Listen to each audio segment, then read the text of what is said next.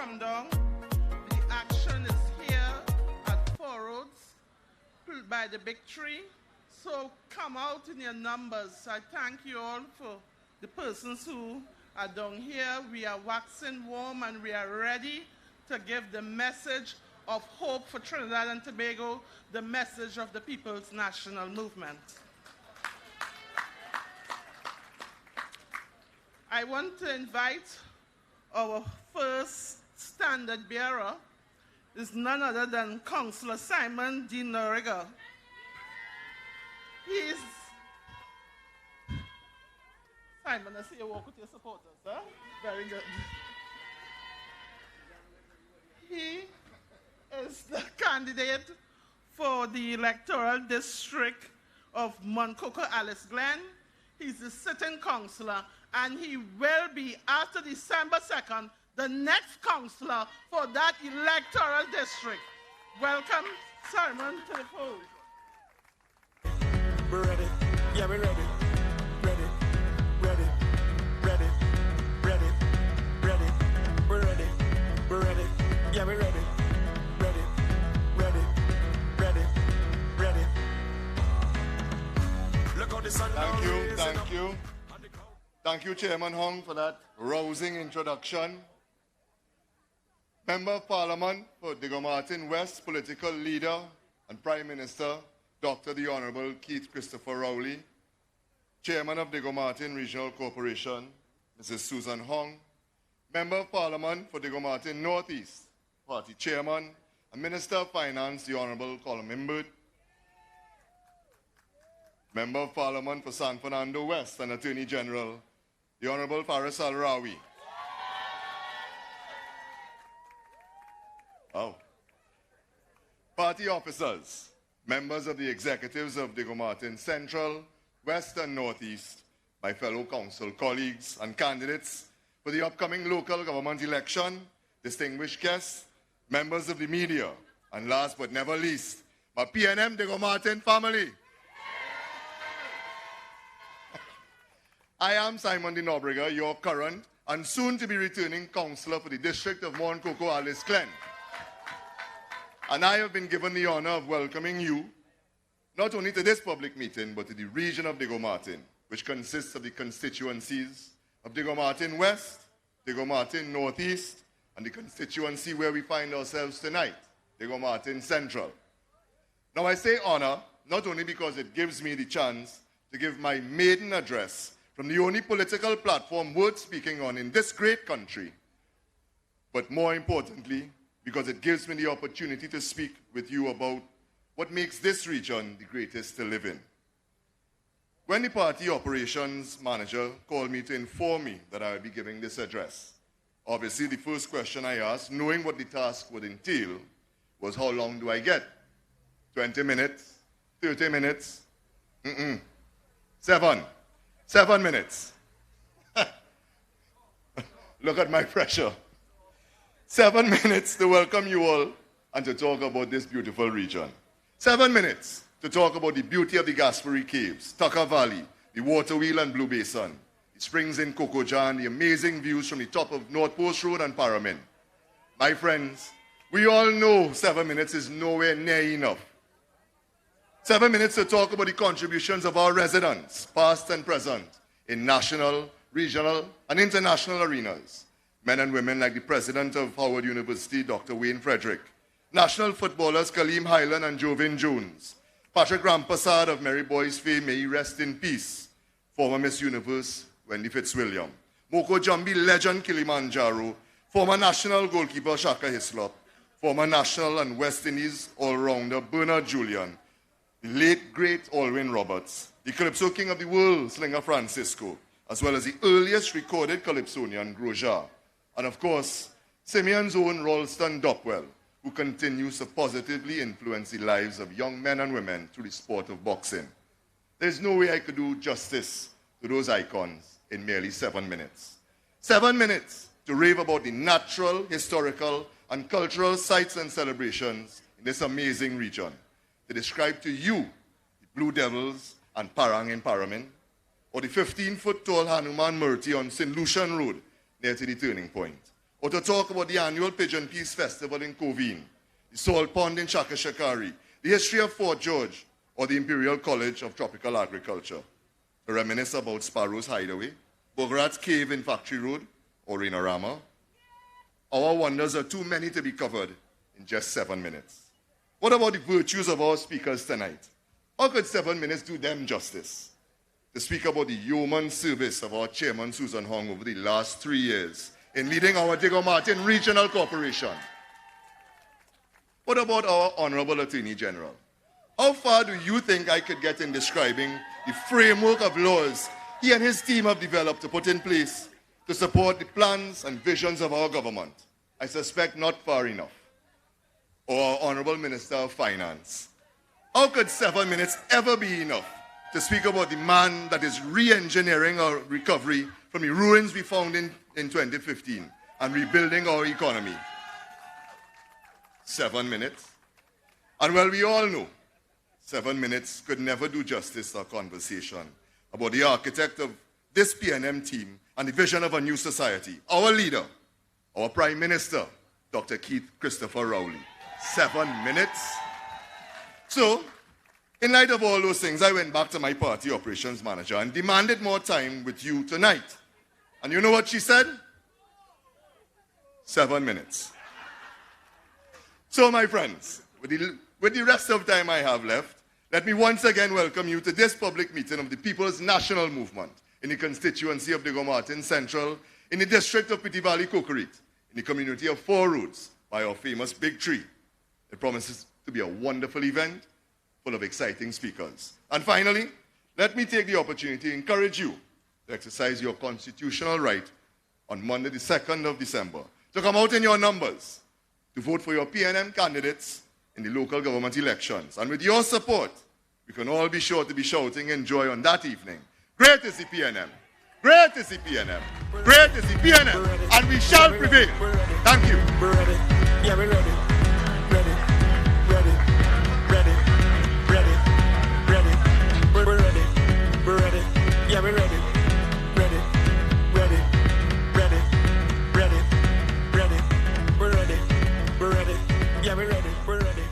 We're ready. Yeah, we're ready. That is PNM power. And it has some on the other side that is senior members can't talk like that. You know that, right? So give them a lusty round of applause again.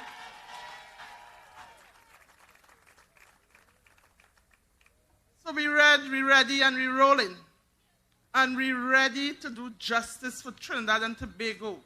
When we look around in our own little Diego Martin space, when we look at our new sporting facility, that crosswalk in Four Roads, and many development of our fishing market in Carenage, we are getting it right. We are doing more for less.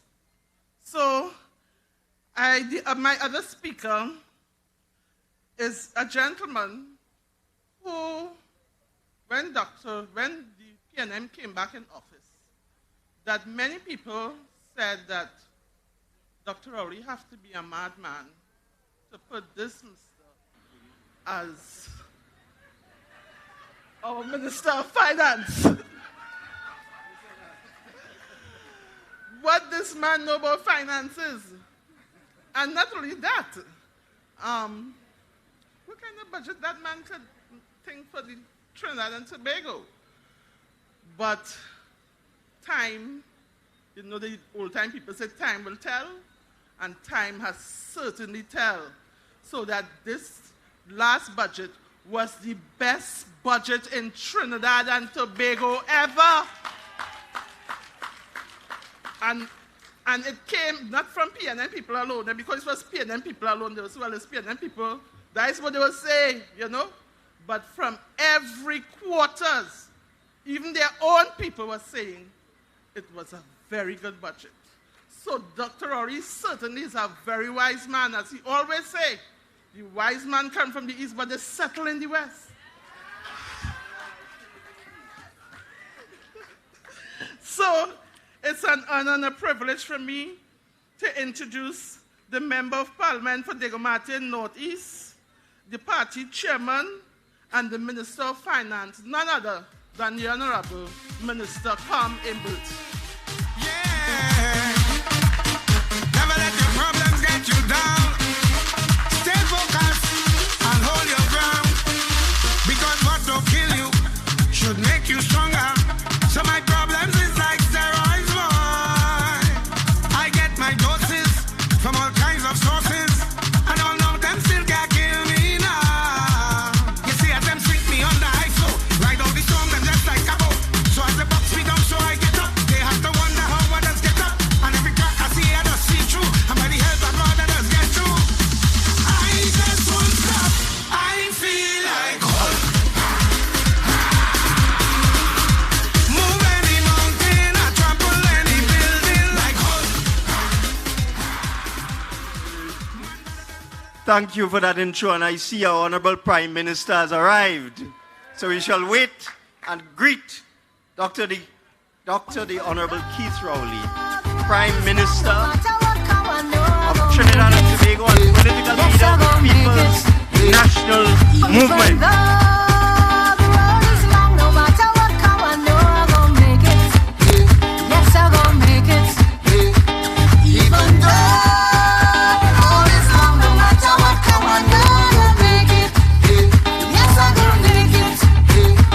Remember the days of tossing water, anytime that you have to bid. Or when people pass and they see you, oh my Lord, used to feel that shame. Wondering if this lasts forever, wondering when you will feel proud. If it's one thing Daddy didn't tell me, there is sunrise after each cloud. I say, even though the road is long, no matter what come, I know I'm gonna make it. Yeah, oh Lord, I'm gonna make it. Even though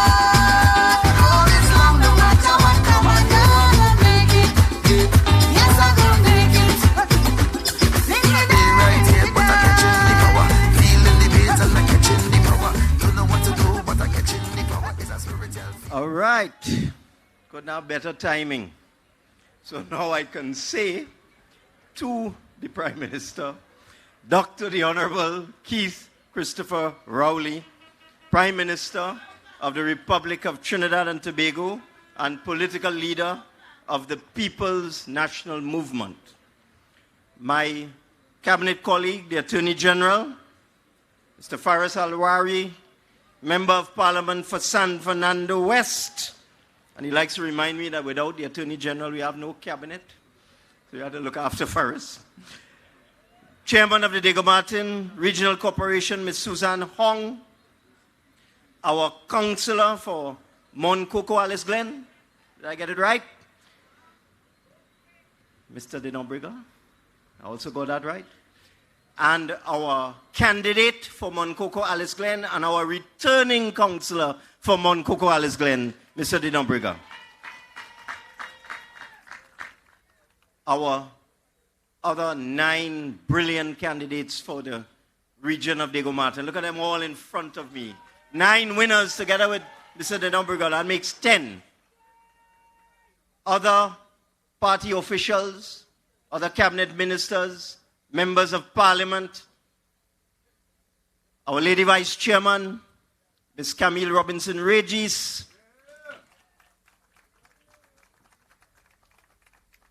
distinguished guests, ladies and gentlemen. Tonight, I was looking at something that falls into the category of getting it done. And what I'm talking about is our national airline, Caribbean Airlines.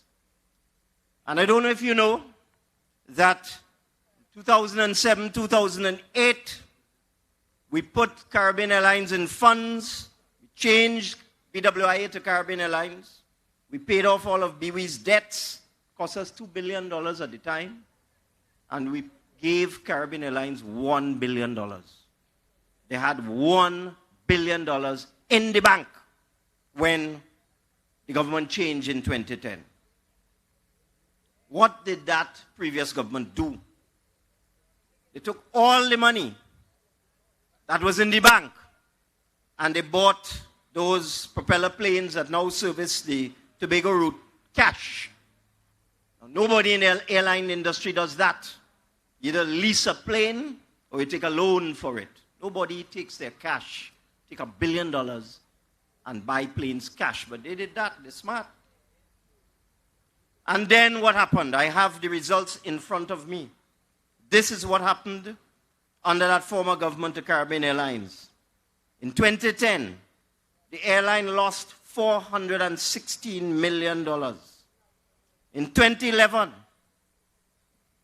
Caribbean Airlines lost $596 million. In 2012, Caribbean Airlines lost $1,336 million. These are losses I'm talking about, I'm not talking about profit, So you know what happened? They take all the cash, they buy the planes, they had no money. They're losing all of this. The taxpayer had to support Caribbean Airlines. It got to the point where the Treasury couldn't support them anymore. They mortgaged the planes. So they take your cash, buy the planes, then they mortgage the planes. So what happened in 2013? They lost $486 million. 2014, they lost $425 million. 2015, they lost $315 million. If I do a quick addition of those numbers, you will get over $3 billion in losses under the former government. That was performance their way. Now, let's see what's going on under PNM, because we are getting it done. In April of this year, Caribbean Airlines reported its profits for 2018. And hear what the story has to say. I'm reading from the Newsday of the 26th of April. Caribbean Airlines makes $42 million profit in 2019. Caribbean Airlines has reported a $42 million profit, although it continues to lose money on the air bridge. In a statement yesterday, the company released a summary of its results for 2018, announcing a $111 million operating profit. You heard the numbers I called you before?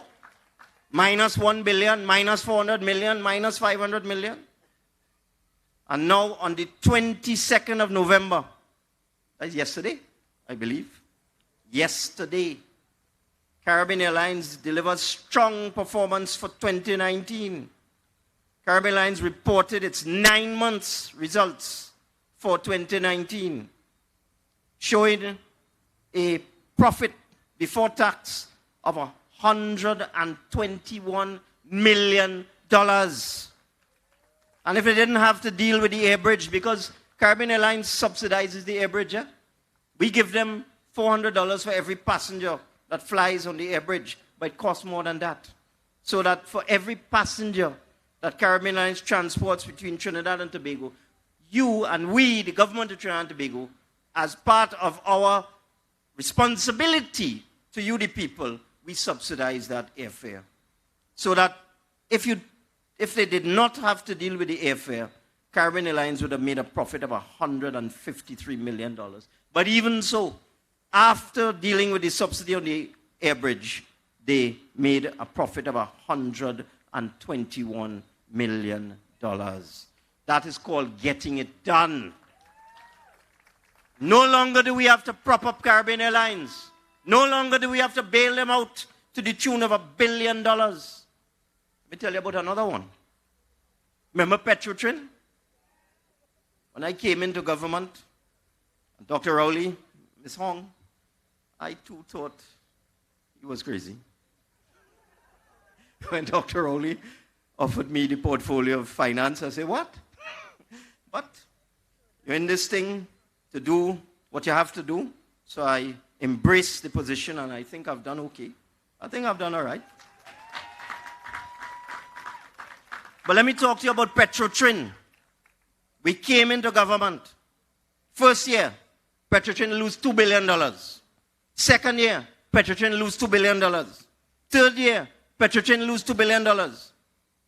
Billions and billions and billions of losses In fact, if you look at the closing of accounts for Petrotrin for 2018, when they had to take account of all the money that they had lost over the years, it was $16 billion in losses. That is what Petrotrin had to report in 2018. But I have with me the financial statements for Trinidad Petroleum and for Paria Fuel Trading and for Heritage Petroleum. And let me explain what we did. We split Petrotrin into 5 companies. Trinidad Petroleum, Heritage Petroleum, Guarafara Refining, actually it's 4 companies, and the old Petrotrin. Guaracara, we put the refinery inside of that, which is now the subject of discussions with the Oilfield Workers Trade Union and their special company called Patriotic. Put the refinery inside of there. Because we always wanted, after we dealt with the problems, to see whether we could restart that refinery and make it profitable. Heritage Petroleum took over the oil production that Petrotrin used to do, and Paria imports fuel. So you've gone from a situation where every year Petrotrin was losing $2 billion. That's 2,000 million. $2,000 million of taxpayers' money was going into Petrotrin every single year. Well, let me tell you what the results of the new companies were for the first quarter of the first half of the operations, because they started in November and they've been going now for just about a year, almost a year. For the first 6 months to June 2019, the profit before taxation, $500 million. Let me say that again.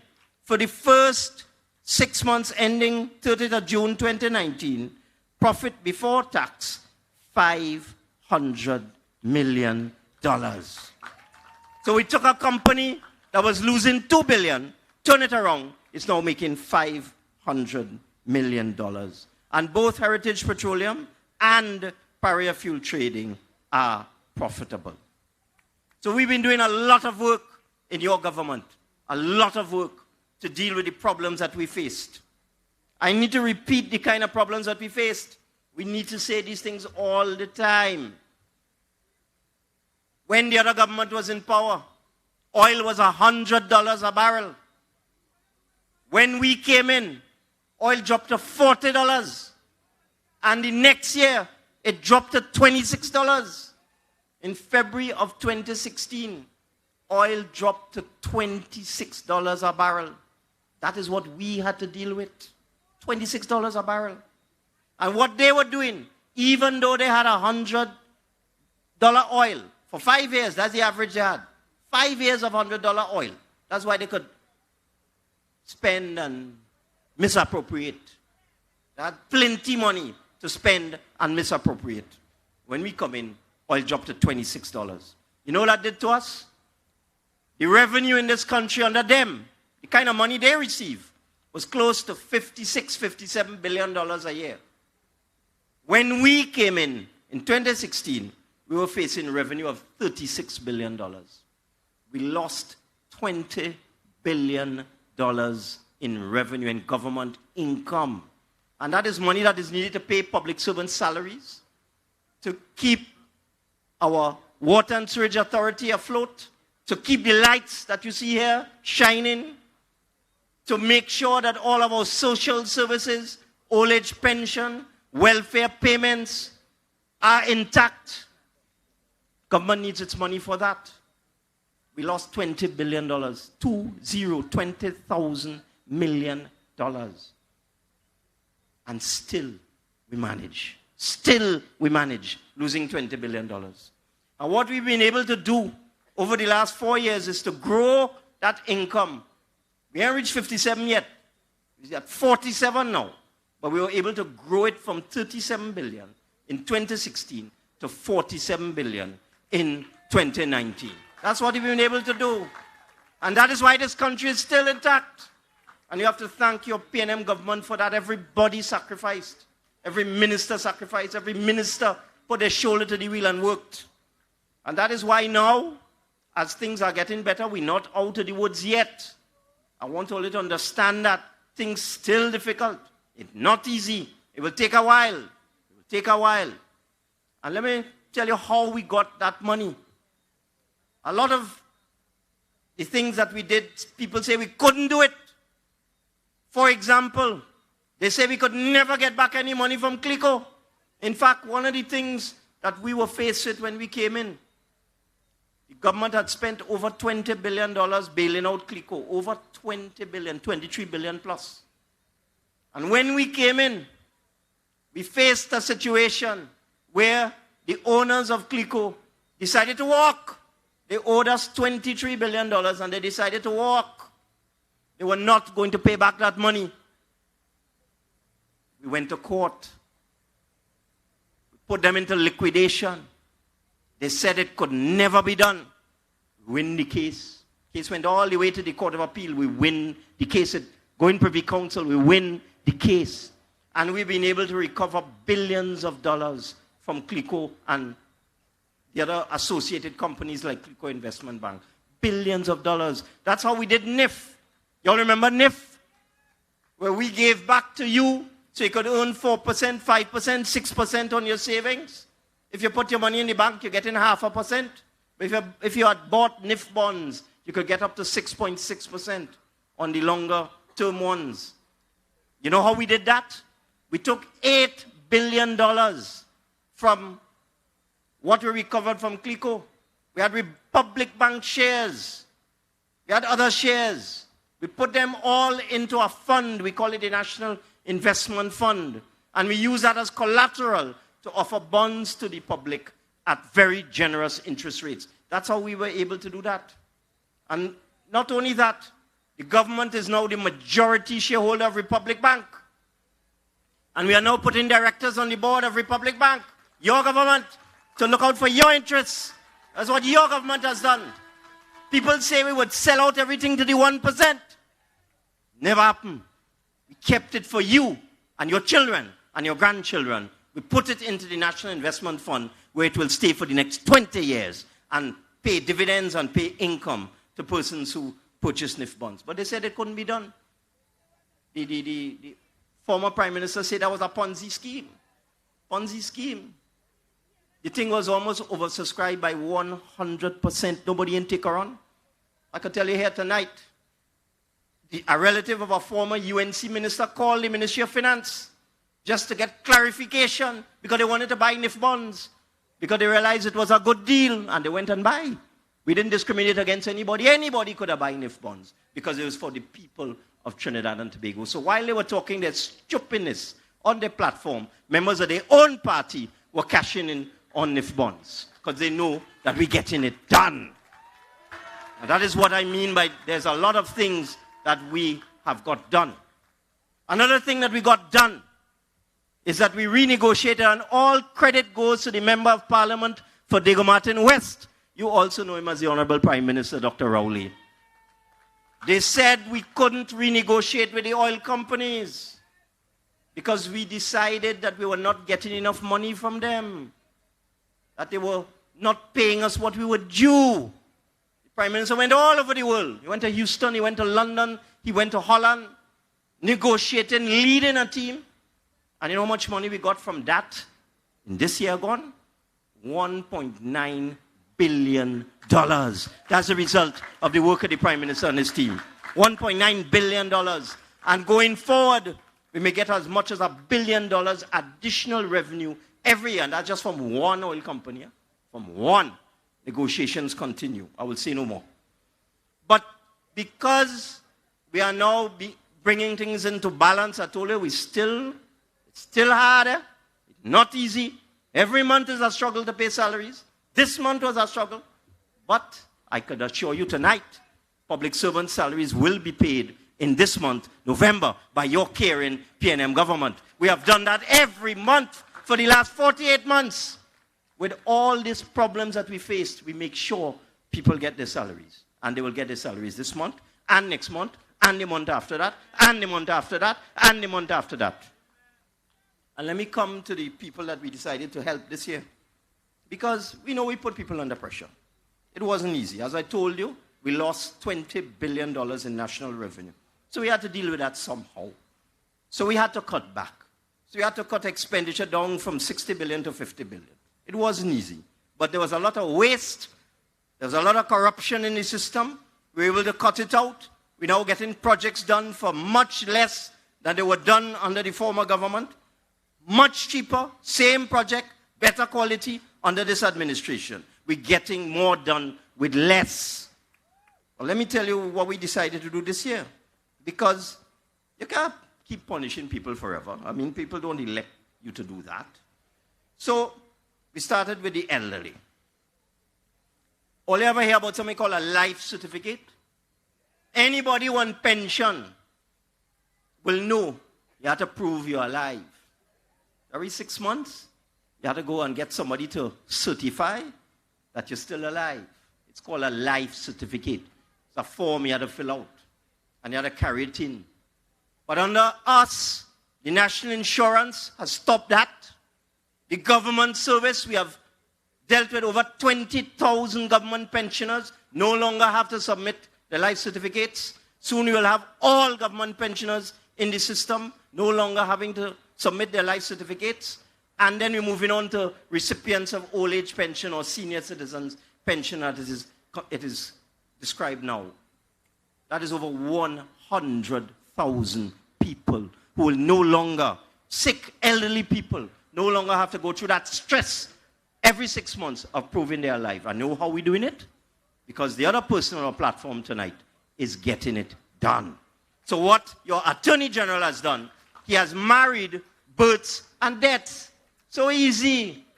So as somebody dies, it automatically goes into the system. It goes to the pension department, and they take them off the system. That is why no longer you have to have a life certificate. And in this year, 2020, nobody, by the end of this year, unless there's some technical problem, will be required to produce a life certificate. That's what your PNM government has done.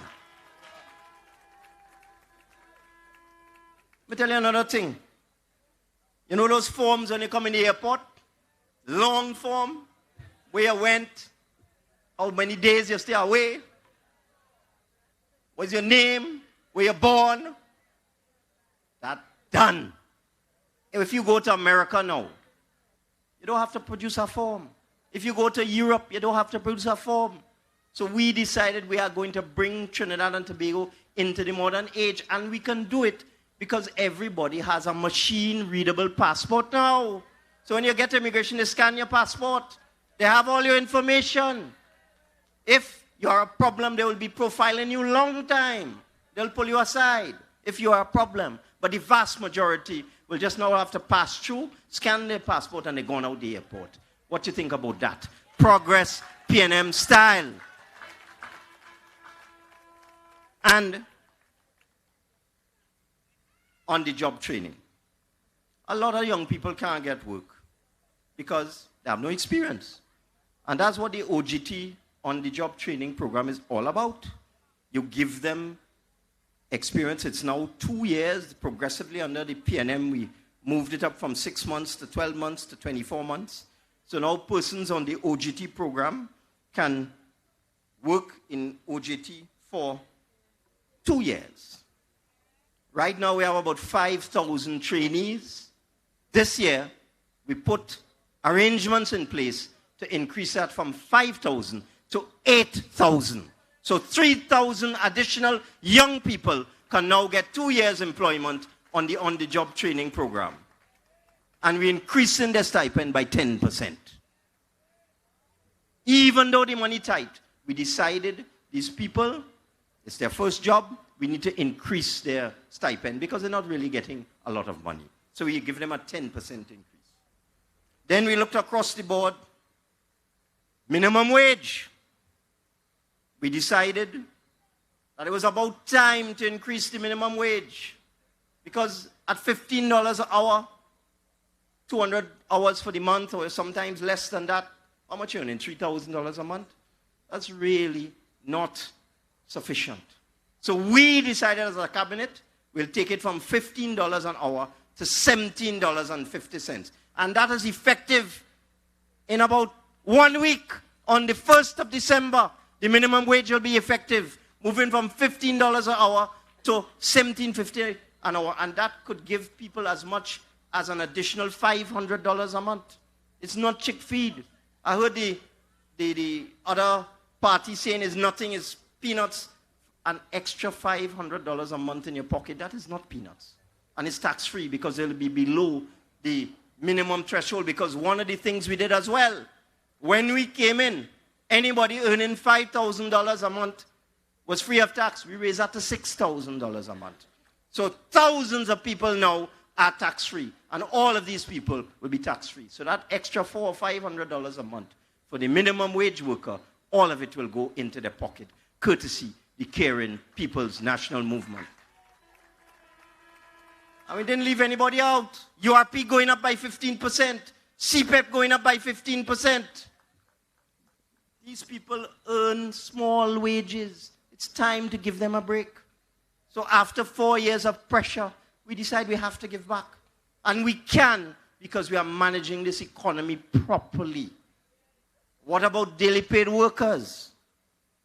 For years and years and years, governments have promised a pension for daily paid workers.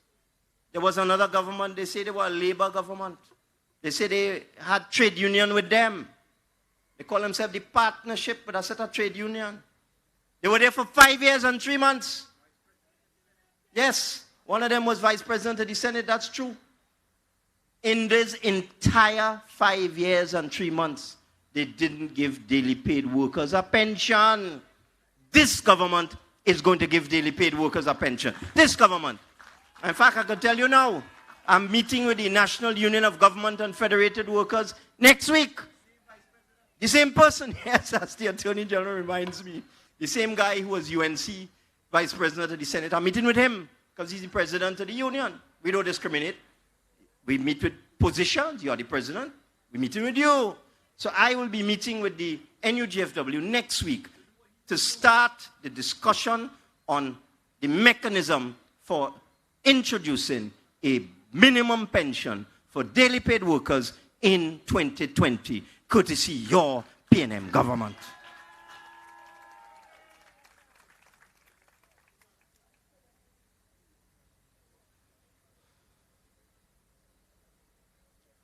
And we'll leave everybody out, you know. We decide we're going to the top now. There are a lot of businesses bawling for something called VAT refunds. It really affects small businesses more than big businesses. Big businesses have the capital. They could wait a little longer on VAT refunds than small businesses. But a lot of small businesses, after they submit their VAT returns, because you have to pay the VAT, you have to pay VAT on any invoice that you issue. And then if your amount of VAT that you charge is more than the amount of VAT that you pay, you're entitled to a refund. There's billions of dollars in refunds.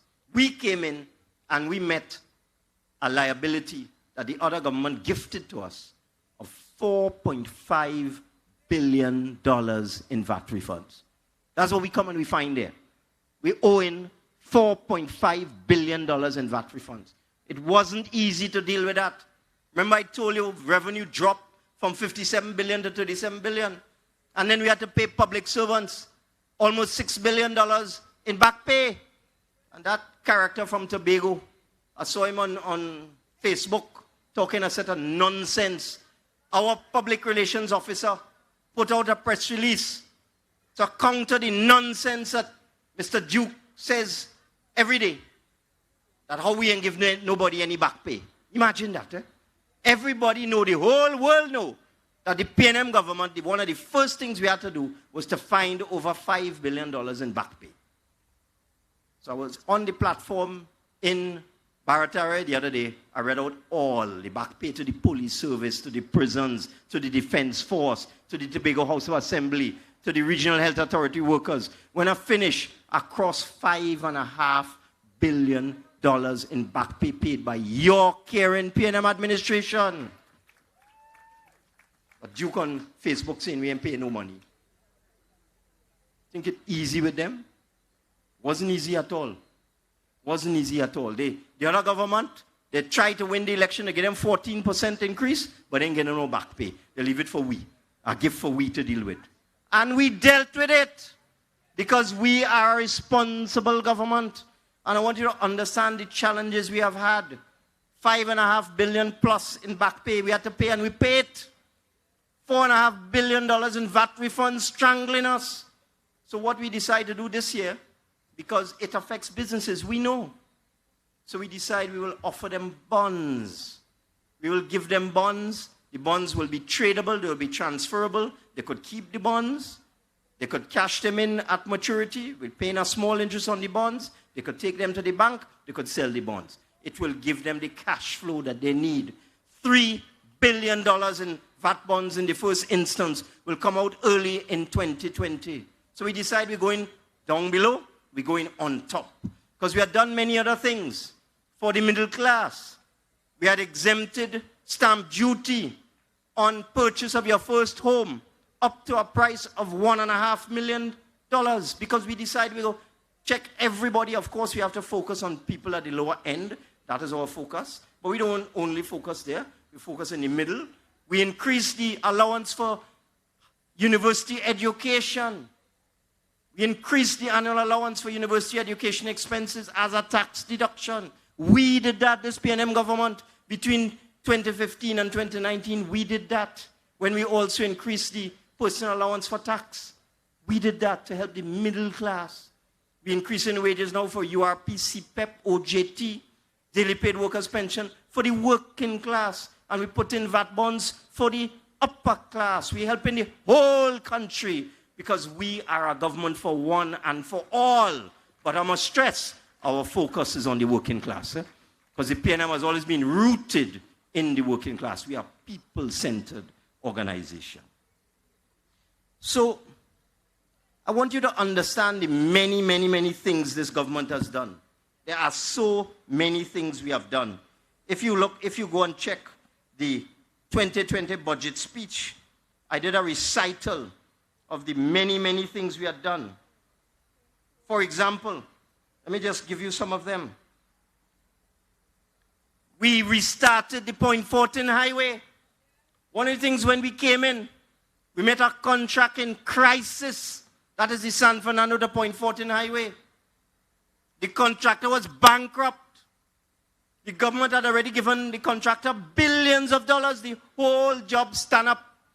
And just before the general election of 2015, the previous government, you know what they did? There was a clause in the contract with the contractor that if he went bankrupt, you could immediately cancel the contract. You know what they do? Just before the election, contractor went into bankruptcy, they take out that clause. You think it easy? We come and we face that. So we couldn't even deal with the contractor for bankruptcy.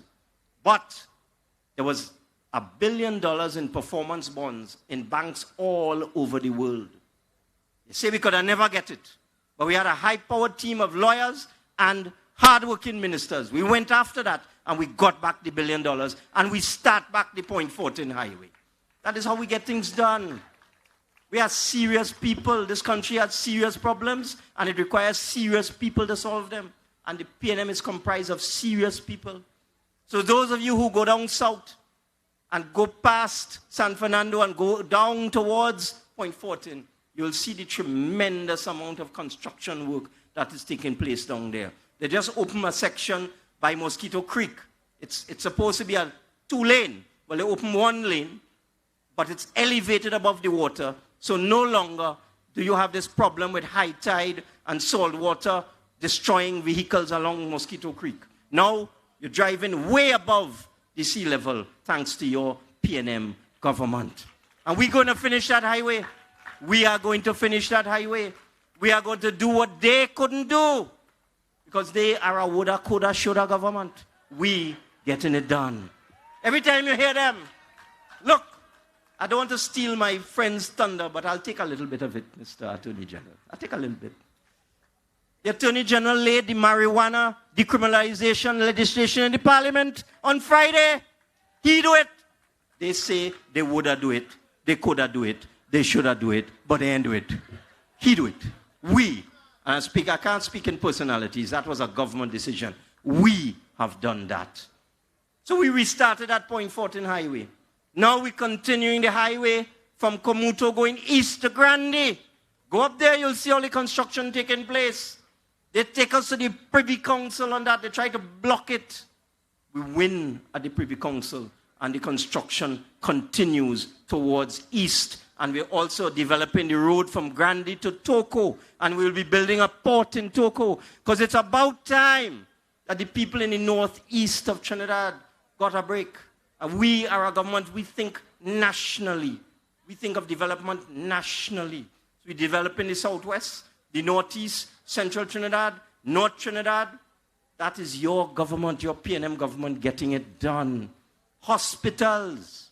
Hospitals, you'd have seen the Prime Minister turn the sod for a new, what they call a central block, which is essentially a huge hospital on the ground of the Port of Spain General Hospital. Is we doing that? And let me tell you something, we're doing it without corruption. Because we had a tender for that project, and they wanted us to award the contract for $1.6 billion. We said, no way. Do it over. We do it over. It come in at $1 billion. We save over $500 million. So we're doing things in reverse. If it was them, they award the contract for 1.6. We say, nah. And we save $500 million for that new hospital in Port of Spain. Prime Minister also turned the sword for a new hospital in Sandy Grande. We had hospital under construction in Point Fortin, under construction in Arima. I'm just giving you some idea of the things that we have been able to do with little money. We have used our imagination. We went in every cupboard and we pulled out every cent, every shilling. And that is how we've been able to run this country. So I want you to understand that from a financial perspective and a development perspective, this PNM government is getting it done. And to you, the people of Diego Martin, I expect on December 2nd, you will get it done. We have 10 candidates. I don't want to hear anybody crying. We have a record in Diego Martin. All 10-0. And we intend to keep our record 10-0. Every one of you, I expect to see you dancing at Balize House on December 2nd. So, I know you have it in you. I know if you do your work. I know if you prepare for December 2nd, every one of you will win easily. But you have to do your work. You have to make sure you pull out people. Don't take it for granted. We don't want anybody to get an alderman in this corporation. And I speak now to the wider Diego Martin and to people in Port of Spain who may be listening. We the PNM, must get over 75% of the total vote in Diego Martin and in Port of Spain. Over 75% of the vote. This is no time for PNM people to stay home and say PNM win already. We want the votes. We want all 4 aldermen in Diego Martin and all 4 aldermen in Port of Spain. And I know you will get it done.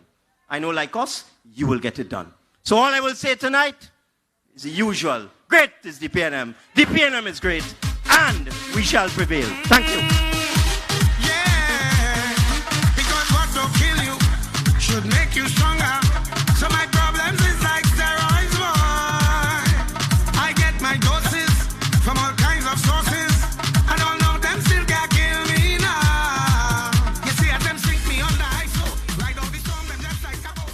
So as the box me down, so I get up. They have to wonder how. Thank you to the Minister of Finance.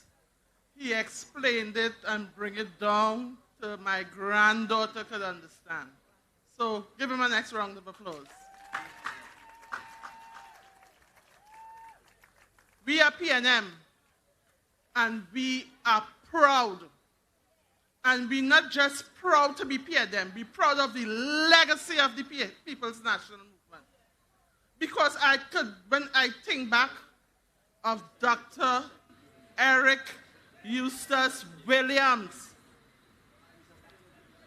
that NIS that we talk about and think it for granted, up from so far to now, from since 1956 to now, many people, when he first spoke about that NIS, they used to call it, my grandparents always used to talk to me, I grew up with my grandparents. They used to tell me, Dr. Eric Williams talk about this NIS, and they used to call it a PNM scheme. That NIS was a scheme. And today, you know how much people depend on that NIS because some of them is the only income they get and to support their family. So the PNM is great. And we are proud to be PNM. We are onward Christian soldiers marching to battle.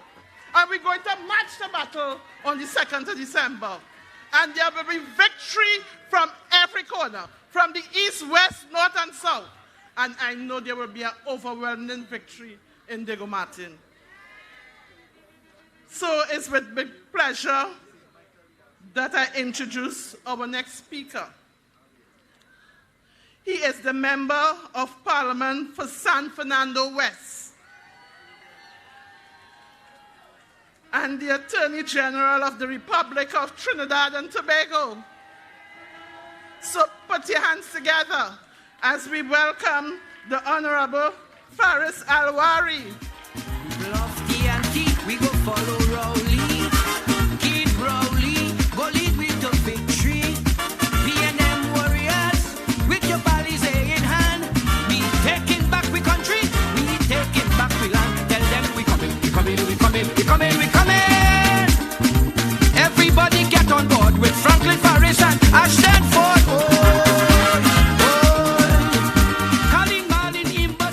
Ladies and gentlemen of Trinidad and Tobago, beautiful Diego Martin Central, welcome to the national issue platform of Trinidad and Tobago in this local government election. I salute, of course, our honorable political leader, the Prime Minister of the Republic of Trinidad and Tobago, Dr. the Honorable Keith Christopher Rowley. I recognize my colleague, the Minister of Finance, the member for Diego Martin East. I recognize, I heard him say it tonight, his first time maiden speech, I didn't believe it, Simon de Nobrega, sitting under the careful watch and gaze of the capable, most talented chairman of the Diego Martin Regional Corporation. Let me hear your love. Ladies and gentlemen, viewing public of Trinidad and Tobago, Deputy Political Leader Joan Yule Williams, my cabinet colleagues, the young, beautiful, talented son of none other than Kenneth Valley, sitting here in our audience tonight, past Member of Parliament for Diego Martin Central. Generations participate and we welcome them all. I say to you, Assalamu alaikum wa rahmatullahi alaikum. I say to you, Ram Nam Satya Hai. I say to you, greetings in the name of Jesus Christ, the Lord Savior, because we are a national party talking to a nation built by the People's National Movement, but including all. Tonight I come to address you on a few issues. Do we believe that we can carve a new vision for our country? Do we want in that vision to recognize a Trinidad and Tobago that is inclusive of morality, of purpose, of development, and of common sense? Well, if you want that to be the vision, if you want that vision to be reality, then we must focus on the issues that have to be addressed and on the solutions to take us to that better vision.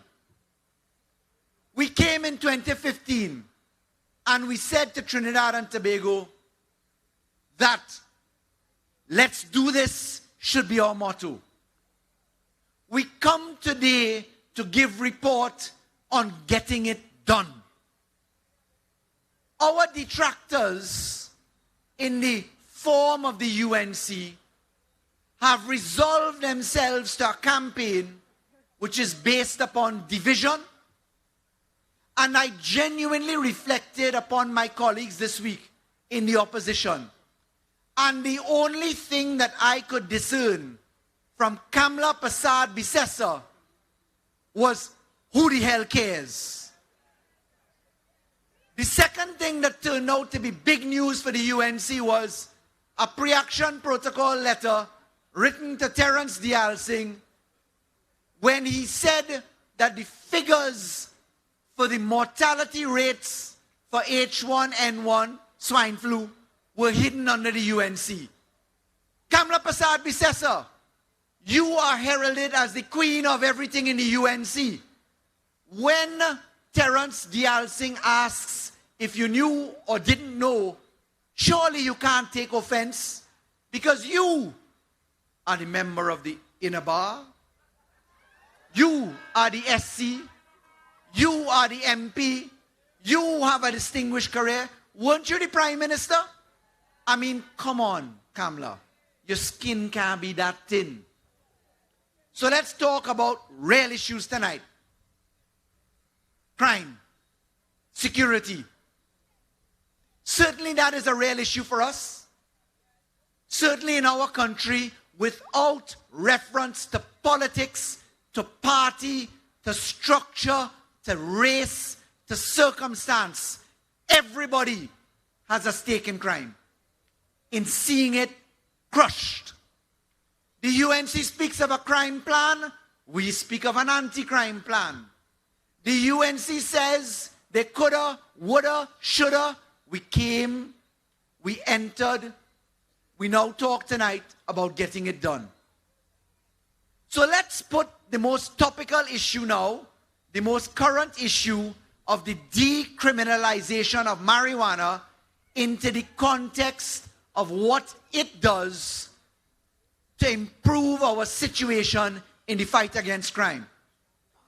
I want to take this opportunity tonight to remind you of a few things and then to connect a few dots. Number one, if you do the crime, you should pay the time. You should do the time. You should feel the consequence. In our country, our criminal justice system is operated such that if you have a serious charge to answer, you go to the magistrate's court, they bring you before that judge, the magistrate, they ask you to go through something called a preliminary inquiry. They go through that circumstance to see if you have a real case to answer, then they send you to the High Court. In our country, corruption is a major issue. In our country, gang activity and warfare is a major issue. In our country, the pace of justice is an important issue. The UNC had their turn at the wheel. In the UNC plan, Kamla Persad-Bissessar established a Ministry of Justice. She had an Attorney General. She had a Minister of Legal Affairs. She had a Minister of National Security. Actually, she had 7. She had 7 Ministers of National Security when you add the junior ministers. And in Kamla's plan, we saw a state of emergency. We saw a fence built around the jail. They spent a small $80 million to build a fence, but we did not see a single ounce of issue analysis leading to a development, to a solution. And Kamla Persad-Bissessar did one piece of legislation to cause the quickening of justice. She introduced Section 34. That is the only piece of law of substance intended to quicken justice that Kamla brought to reality as the Prime Minister of the Cabinet that proclaimed Section 34. Why do I say all of this? Why is it important in local government elections? It's not only to remind you of what they stand for, what they did, but it is to put it in comparison to what we have on offer. So we say to you, plant and machinery, people, processes, and law is our structure of a solution. We say you cannot have justice on time. You cannot be judged to pay the time if you did the crime if you can't get to court. You can't get to court if you have a whole bunch of matters that lounging and floundering in the system. If you don't have enough judges, you don't have any courts, you don't have a prosecutor, you don't have a defense attorney, you have no rules of court, you have no computerized environment. Because that is what the UNC did with $400 billion. They shut down the judiciary's management program. They did not open a single courtroom in Trinidad and Tobago. They did not expand the judiciary. They did not improve the processes. They didn't hire a single person. And what we did, first thing, we believe in data. We believe in being transparent. You recall that the first public consultation I did as Attorney General was on the prison system? It was out of that I shared with Trinidad and Tobago the definition of insanity. That definition of insanity is spending $25,000 a month on one prisoner per month, locking up a man for not paying his maintenance. In one case, a man had failed to pay $12,000 in maintenance. They lock him up for 1 year. So we spent $25,000 times 12 to make him pay the $12,000. Now, come on. That can't make sense. So in getting it done, we analyzed the prisons, analyzed the court structure, looked at the number of cases in the arena, looked at the number of judges, prosecutors, defense attorneys, looked at if we had a witness, looked at processes, and we, number one, went to Parliament, passed the law to move the number of judges from 36 judges in the High Court to 64. Number two, the number of judges in the Court of Appeal from 12 to 15. Number three, we said that we required the case flow to work right. Instead of night court and day court and afternoon court, just put rules of court in. We introduced the criminal proceedings rules, and last year the judiciary statistics demonstrate in 1 year we had a 44% increase in the right direction. We said you need to make sure that judges can focus on actually getting justice delivered by focusing on serious matters. And then we said, let's start where the matter starts. We went to the magistrates' court. We see year on year 146,000 new cases coming into the court with 43 magistrates in 12 courts. We went to the Parliament. We said 104,000 of that 146,000 cases are capable of being removed instantly by converting road traffic offenses to violations, by digitizing the licensing office, by installing red light cameras, by putting in a demerit system, by digitizing your license, by employing more people in the licensing division. And by January of next year, those 104,000 cases will come out the system, and you go from 146,000 and you reduce and take away 104,000. We then said, of your 26,000 preliminary inquiries every year, we see that a preliminary inquiry can take 20 years to be done. Look at the Piarco Airport case. 20 years ago, the airport was built. 14 years ago, the preliminary inquiry started. And last week the judge say, start over. Without determining guilt or innocence, we say, you must have your day in court. And with one more amendment to be done on that suite of law, we will, in the early part of next year, remove 26,000 cases from that 146,000. That leaves us with the topic of marijuana. Marijuana, cannabis, kush, ganja, hashish, whatever you want to call it, it's a dangerous drug. It's a psychotropic substance, meaning you can hallucinate if you take the drug. It's something which if you take, each person may have a different reaction. But what we do know is that every year, approximately 9,000 cases for possession of marijuana end up in the magistrate's court. 146,000 minus 104,000 minus 26,000 takes you to 16,000. If you take away the 8,000, 9,000 marijuana cases each year, you're left with 8,000 cases with 43 magistrates in 12 courts. It is called common sense. Why? The forensics division tells us that if they have to analyze under 60 grams of marijuana, that is 86% of their time. They still have to do rape cases, DNA kit, ballistics, testing, and which matters more, when you realize that the judiciary says to people, we will give you a charge for the possession of marijuana, it makes sense to offer the charge up front.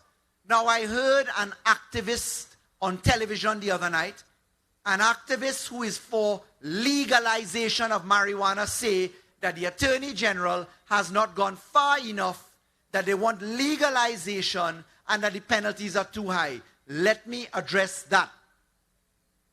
We propose in our marijuana legislation, the Cannabis Control Bill and in the Dangerous Drugs Act, we say under 30 grams of marijuana, you can be in possession of that without a charge. In other words, then, that is legal. We say between 30 grams and 60 grams, if we catch you with that in public, you will be subjected to a $2,000 fine in a fixed penalty ticket. And we say if you don't pay that fixed penalty ticket, you may be called upon to do community service. And we say if you don't do your community service, you have to have a sanction of law. You can get a maximum of $50,000 in respect of that. What could be objectionable with that? Let me break it down further. You know what 30 grams of marijuana is? It is 3 large cigarette packs full of marijuana. Who on God's earth, as an individual with 3 packs of marijuana, 24 cigarettes in each pack, could be upset with that? You see, we didn't do it because of the volume of the cigarette. We did it because if you go to the court, you'll get a fine. And what we observed is that every year, approximately 500 poor, impoverished, largely African, Trinidadian people, black people, Indian people, our 2 major races, very few white people, because I'll come to that in a moment, end up along with brown people and yellow people and red people, because we have us all, and our people, 500 of us, end up in remand condition. You know what remand is? Remand is where you're awaiting a trial. You have been granted bail, because you can get bail for everything except murder and capital offenses. You have a magistrate telling you, you can get bail. And you're waiting to get bail. You can't afford it. You don't have property. You can't pay the bailer.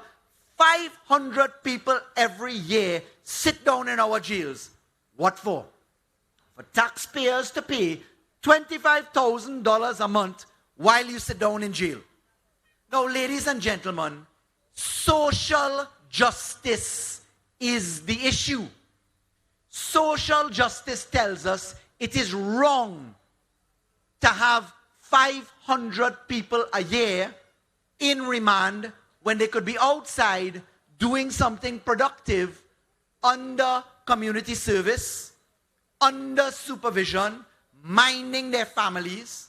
Social justice says, whereas the rich people in our country could afford a lawyer and get out of the bail conditions, the poor people can't.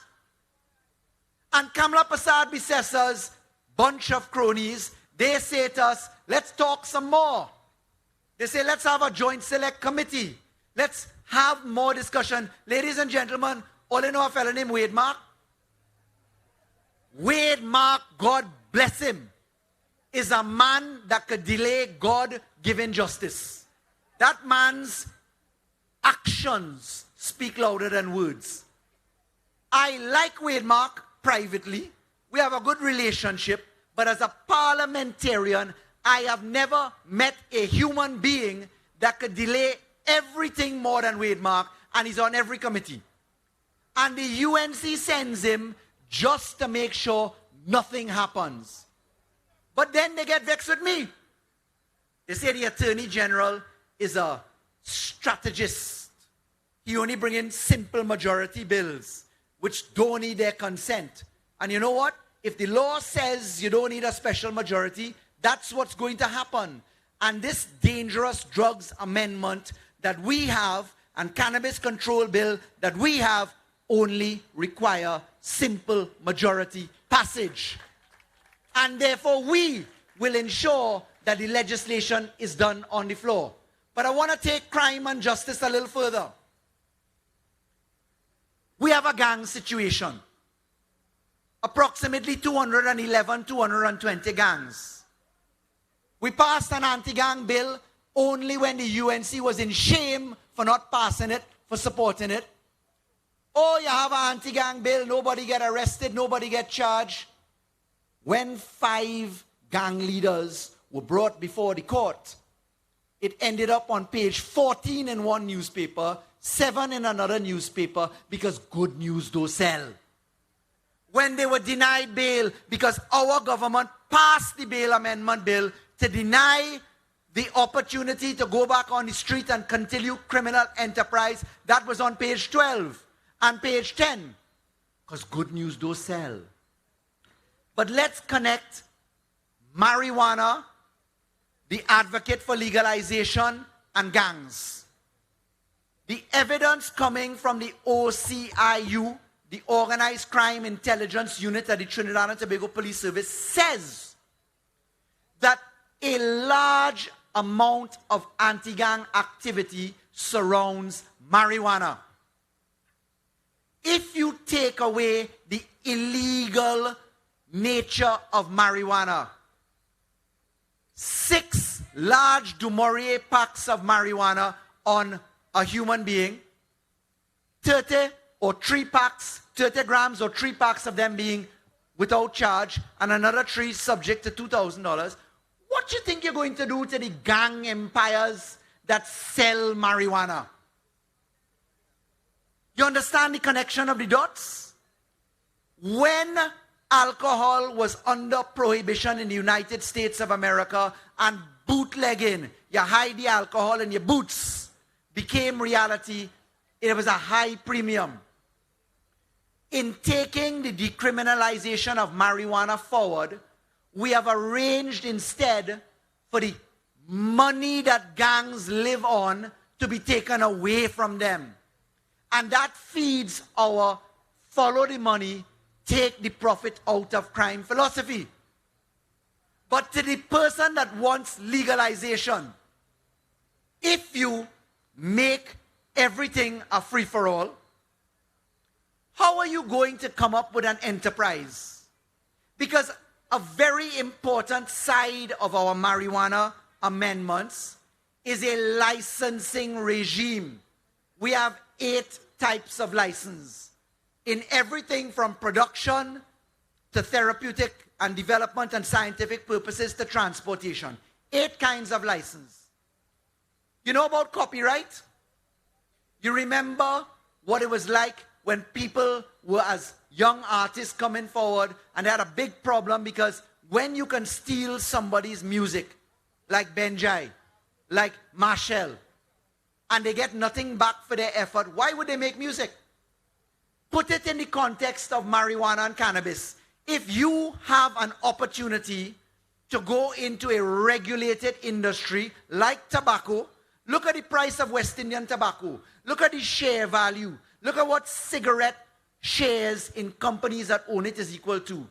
To the person that wants to legalize it, I say to you, if you want full legalization now, you are crippling the economic potential of people that have a chance to actually, in a regulated environment, make some progress. You understand issues now? Kamla's issue is, who the hell cares? Terence Dial Singh pre-action protocol letter. Cambridge Analytica never happened, and our issues are reducing the backlog in crime, managing the process better, getting an industry birth, but respectfully. In countries where there is a legalization of cannabis, their criminal justice system does not look like the 20 years of delay that we have here. So I say to those advocates, we must take measured steps forward. The advocate for legalization came further and said, we're treating the religious and sacramental side badly. In our cannabis control bill, we are saying that there is a specific aspect of medicinal use, including medicinal use for children, if a doctor says so. And we are also saying that religious or sacramental use will allow you a dispensary, will allow you under 60 grams. And we have heard from the Rastafarian faith that they are happy with that start. But ladies and gentlemen, as we get into crime and security, as we remove the issue of the 8,000 matters in the courts, we say to people that have charges right now under the Dangerous Drugs Amendment, go and ask for a discharge. Go and get your record expunged, because the law will now provide that opportunity for you. And we say to them, feel free to approach the Mercy Committee to ask for a pardon so that you have no record. But what do we do further? In crime and security, what matters? To the person who is on a rape charge and to the victim of a rape charge, do you think it is social justice to have a rape victim awaiting a trial of a matter, brave enough to stand as a witness to say, I was raped, for 10 years? Every day, back and forward, coming to court to face your accuser. In our country, we have rape victims who were children. 9 years old, coming to court at 25 years old after having had children. Do you think that that is social justice? Do you think that we should listen to Kamla Persad-Bissessar and talk some more in a joint select committee? Do you think that we should do as she did and not build a single court in this country, not follow crime, not debottleneck the system, have no rules of court? Because, ladies and gentlemen, I want to put one more thing into context here. Our cabinet on Thursday gone approved raising the age for retirement for judges from 65 years to 70 years. Why? Our capable judges retire from the bench, and every last one of them are working in the other Caribbean islands. If you take every judge sitting in a criminal matter now and you put them to deal with murder trials alone, it'll take 10 years to clear the backlog. We say, keep your judges, raise the number, but where are we putting them, ladies and gentlemen? By the turn of this year, when you see the move of the Parliament in 2020 across from Tower D back to that beautiful red house that the whole of Trinidad and Tobago is admiring, which cost us half of what the UNC was spending. You may not know this. You know that those sheds over the red house and the roof that was supposed to go on 3 times, if I remember, cost the taxpayers with no roof on $220 million. Dr. Rowley took the task on our heritage buildings. All you remember Jack Warner when the president's house roof fell in, condemning the PNM? You saw the president's house fixed under the UNC. You saw a single building restored under the UNC. We didn't restore these buildings out of vanity. The restoration of the Red House is to make sense of moving all the civil courts from the Hall of Justice, taking them down to the waterfront, where we allowed a private developer concessions to build 1,000 car parks, where the Minister of Works and Transport built a walkover so you could walk to the waterfront, so you can open all your civil courts there, yielding in the court of the building which housed the courts at the Hall of Justice, 60 new criminal courts. But we didn't only think of that. We opened 2 children's courts, we opened 1 family court, and we opened a hearing room in Tobago. And with those courts added into the 60 new courts, in our tenure, before January 2020 has ripened, we will have the sight of 74 courts in Trinidad and Tobago for criminal matters and family matters. Let me repeat that. 74 courts. That is to be supplemented by the Magistrates Court in San Fernando, the Magistrates Court in Princestown, the Magistrates Court in Faizabad, the Magistrates Court in Rio Claro, the Magistrates Court at Golden Grove, the Magistrates Court at Arima, without any bubble whatsoever. No corruption, no mismanagement, and let me tell you how. As I come to an end soon, I am the Attorney General of Trinidad and Tobago and Minister of Legal Affairs. The Prime Minister saw it fit to give me that portfolio for the time being. In the management of that portfolio, I can tell you that I have run the AG's office, the Ministry of Legal Affairs, and I inherited the Ministry of Justice. I absorbed that into my pack. I have run it with $1 billion. You know what Anand Ramlogan, Prakash Ramada, and the 4 ministers of justice did with their 3 ministries?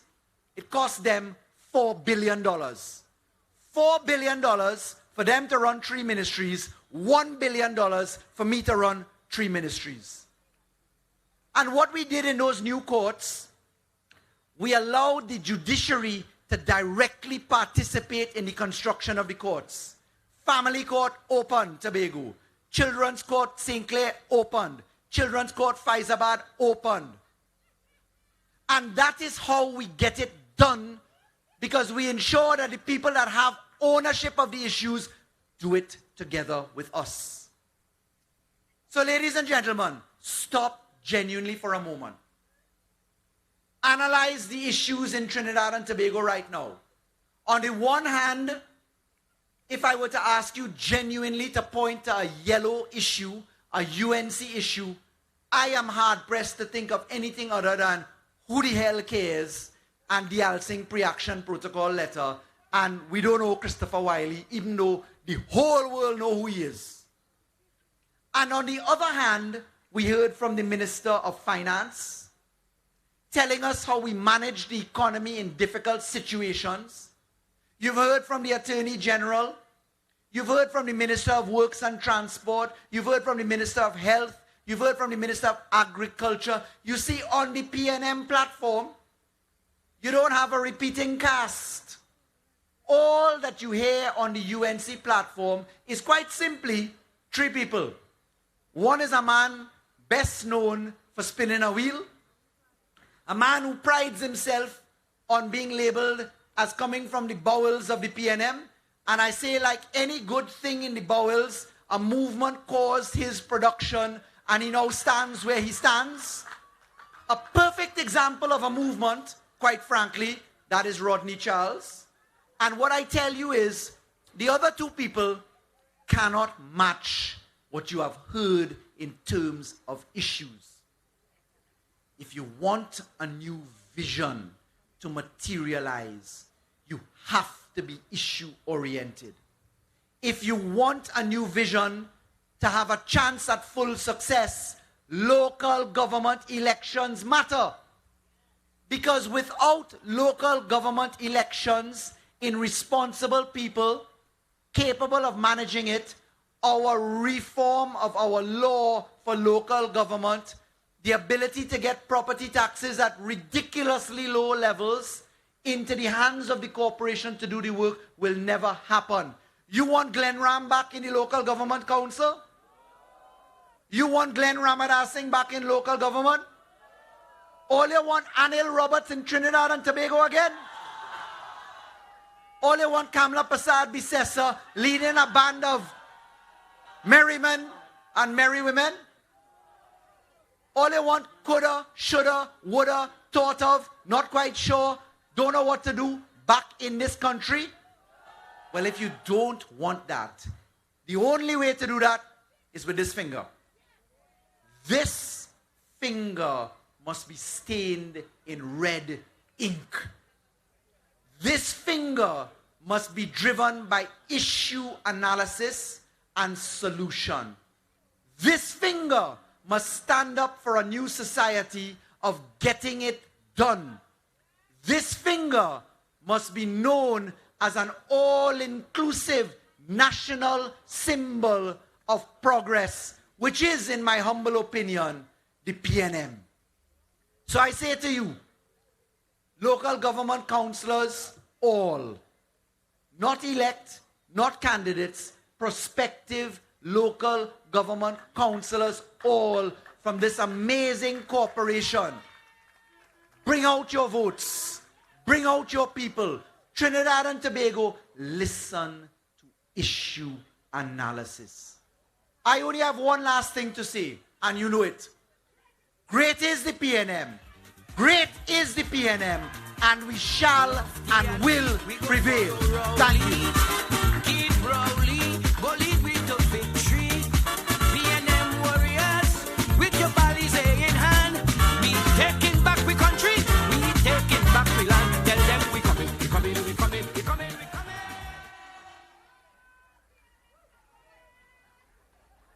PNM is truly a great party.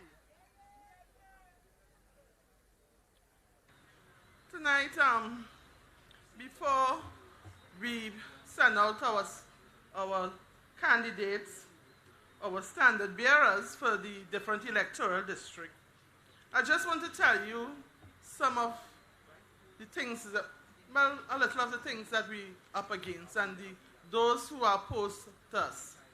We have in our district in Diego Martin West, we have the MSJ, and we have the UNC, who is opposed to us in our constituency. I don't know. But the MSJ is a non-starter. And those, the yellow now. Yeah, right. They came up in our communities with a yellow jersey with $100 in it. You don't find those people disrespectful? they think that our vote is worth $100 on a yellow jersey where you can't even wear in the market. They're disrespectful. Because when people think of your country must mean something to you. And if it didn't mean something to you, it must mean something for your grandchildren, your children. And you want your grandchildren and your children to grow up in a country that we could be proud of. Not a country where everybody is thief and robbers. We already have too much of thief and robbers already as it is. And they come into you to ask people for their vote. And I hear they went into Saganga as well. And I hear when they went into Saganga, they was asking people for their ID cards. It was brought to my attention. They're asking people for their ID cards and telling them they will get work for them in the corporation. But you know, you see that God we serve? That mighty God that we serve? It so happened the same day, they came up and telling people they would get work for them and whatever. Because these people can't get no work for nobody. And I'm surprised that people even consider them to give them the ID card. And you know, the same night, the candidate was working with a gentleman. The same night on the news, they hold the gentleman. Police hold the gentleman. So I don't know if they have a box where they just shake and take out the candidate's name out of this box. Because they certainly don't have a proper screening in place where they select the best candidate as the People's National Movement does. We select the best candidates that come forth. And our Prime Minister always encourage our young people to come forward and take responsibility for your country, because your country must mean something for you. So, with these little words, I want to hear some music as I introduce my standard bearers.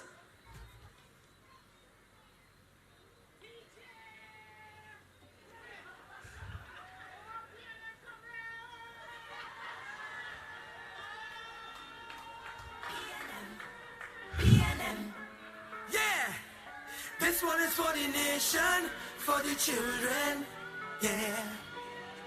And for the electoral district of Bagatelle Blue Basin, Alina Wren. Together as one, there is no load we cannot bear. For the electoral district of Coving Rich Plain, Avenel Boyce. For the electoral district of Diamond Vale, Kida James. Pity Valley, Cocorit, Marcia, the returning Marcia Marcel. Hardworking. For Bellevue Bossian #1, Wendell Jeffries.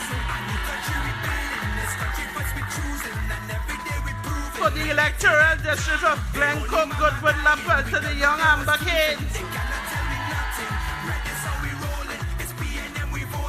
St. Lucian Cameron, the experienced and hardworking Catherine Mendez.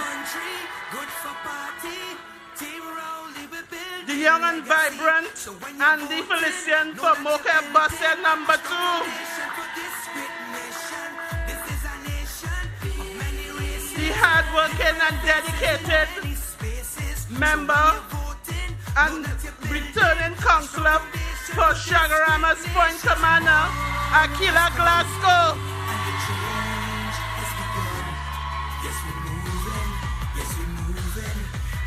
And another returning councillor for Montcoco Alice Glen,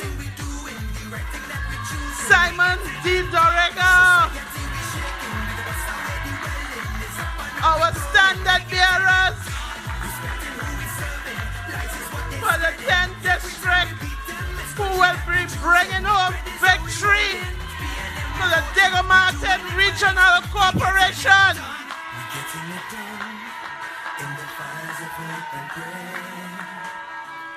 Together as one, there is no load we cannot bear.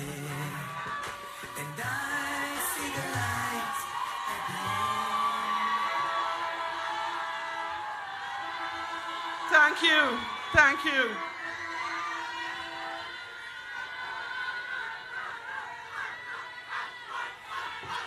Thank you very much. Tonight,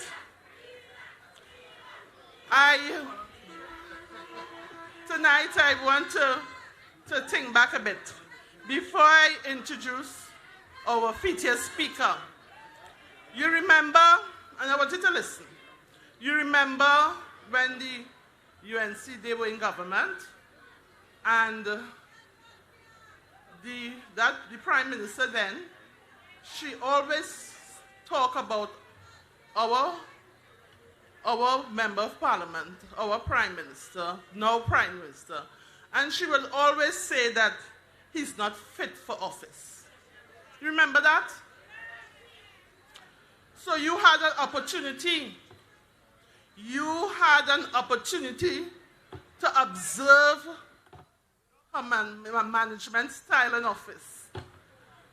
And you have an opportunity as well to observe her management style in opposition. Compare to our Dr. Rowley, his management style as Prime Minister, as opposition leader. And you could judge for yourself. Dr. Rowley works 7 days a week. We had a Prime Minister, I don't know if she used to work at all. So nobody can fool you. And tonight, I really want to talk about our PTA speaker. Because I'll tell you, you heard about his education background.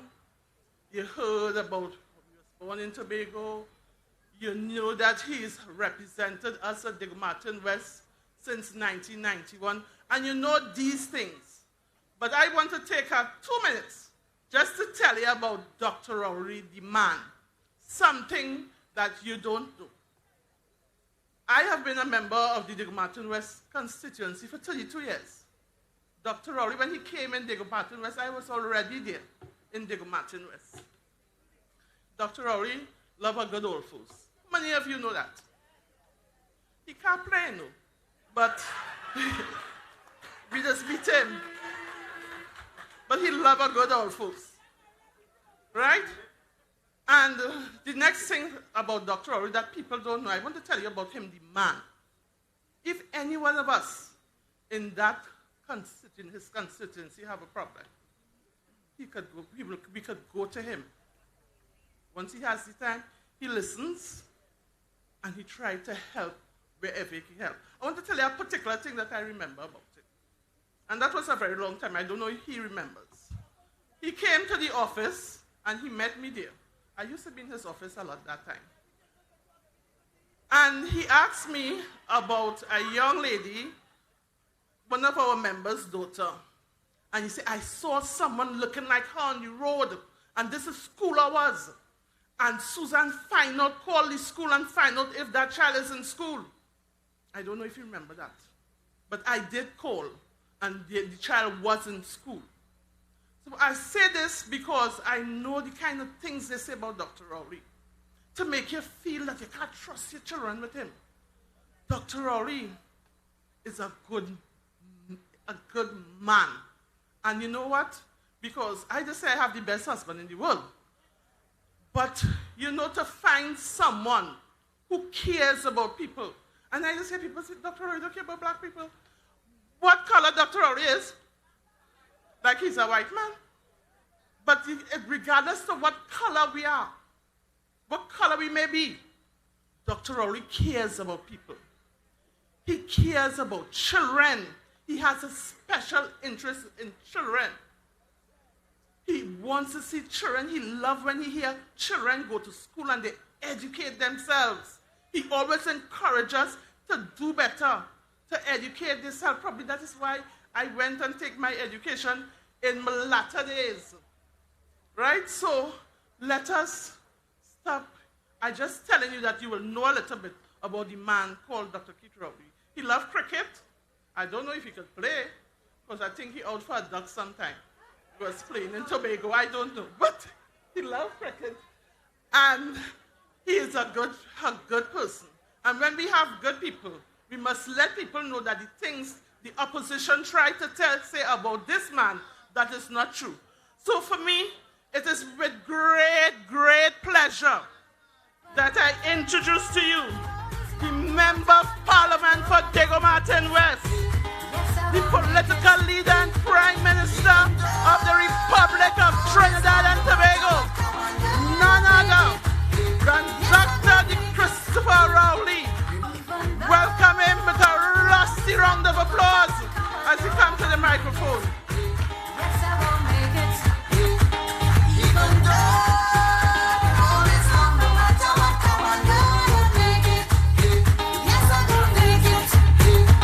Remember the days of totes in water, anytime that you have to bid. But when people pass and they see you, oh my Lord, used to feel that shame. Wondering if this lasts forever, wondering when you will feel proud. If there's one thing that he didn't tell me, there is sunrise after each cloud. I say, even though.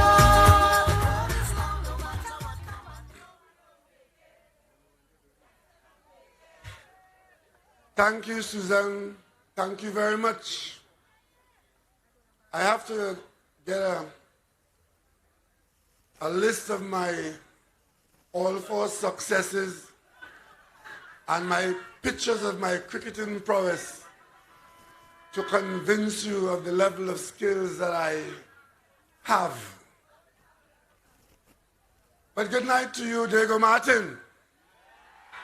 My cabinet colleague on stage with me tonight, Member of Parliament for Diego Martin Northeast, Minister of Finance Colum Imbert.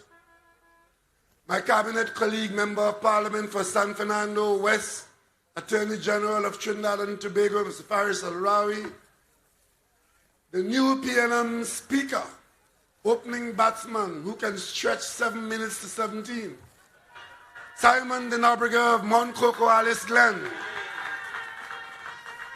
And of course, hosting us here in this local government meeting tonight, the PNM stalwart, chairman of the Diego Martin Regional Corporation, head of the PNM's Women's League, Mrs. Suzanne Hong.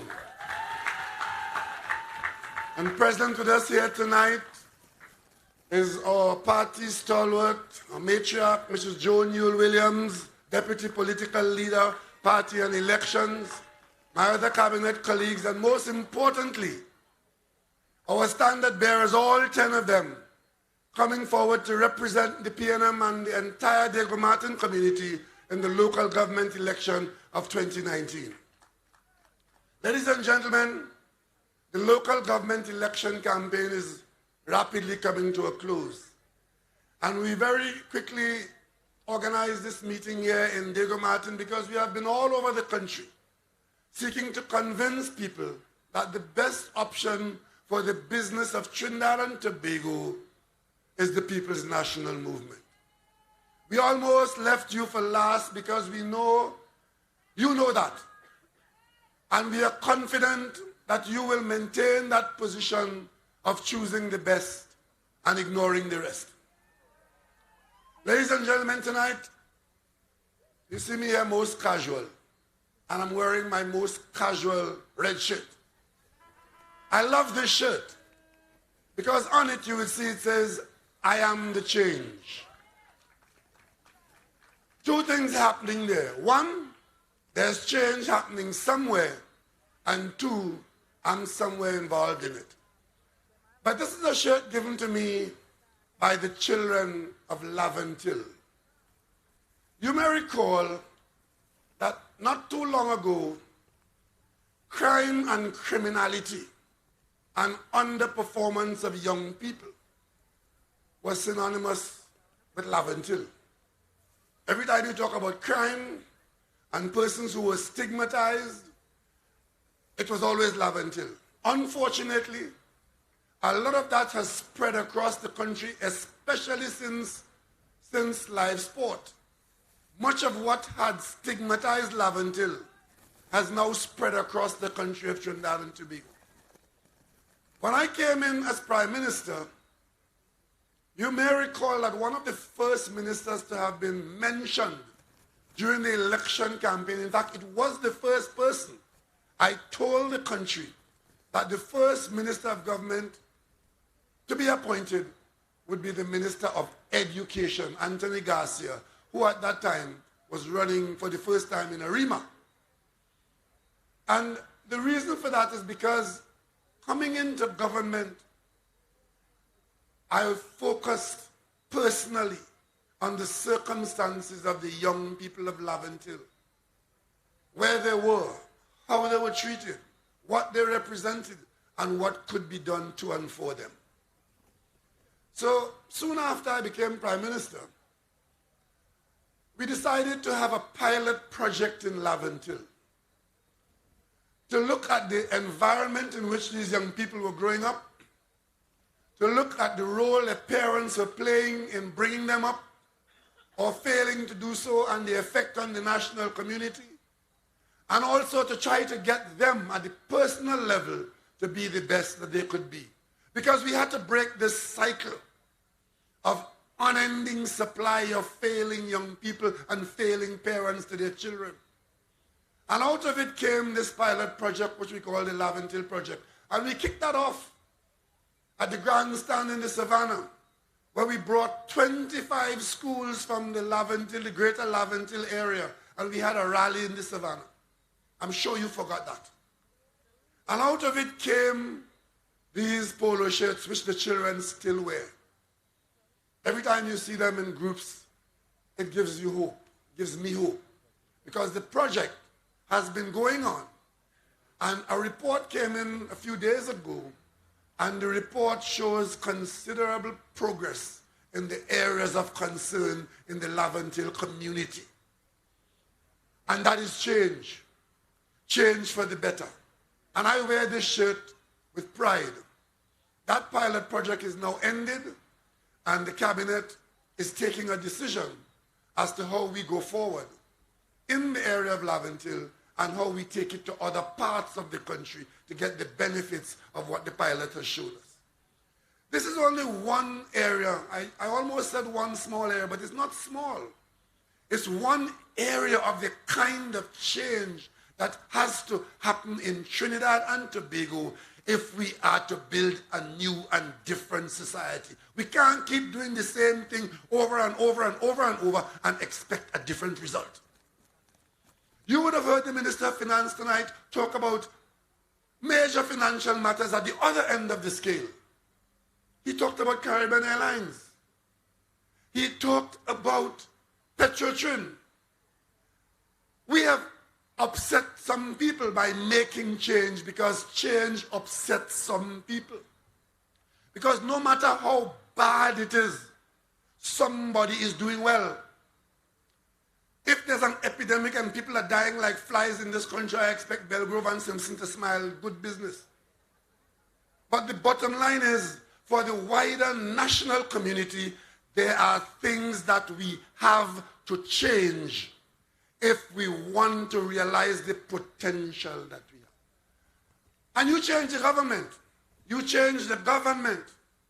You didn't just change the government to give 25 different people ministerial jobs. Because I tell my colleagues in the cabinet, for whatever period of time you serve as a minister or whatever other office in the government, consider it a privilege, and it may be short, it could be medium, it could be long. Don't claim ownership and don't fall in love with it. But just try to do the best that you can do and bring about some element of change during the period that you were there. That's all it's about. So when we came into office, we happened to have come in at a very difficult time. And you here in Diego Martin, you know that. You know not only difficult financial matters that the Minister of Finance spoke about, but you know spite and discrimination. We had a road improvement program in this country where you paid on the gasoline tank. And we raised a number of millions of dollars for road improvement. And the UNC spent every dollar and did not spend $1 in Diego Martin. That's discrimination. when we had $20 billion a year more to spend, you did not get $1 spent on the Carenage fishing community.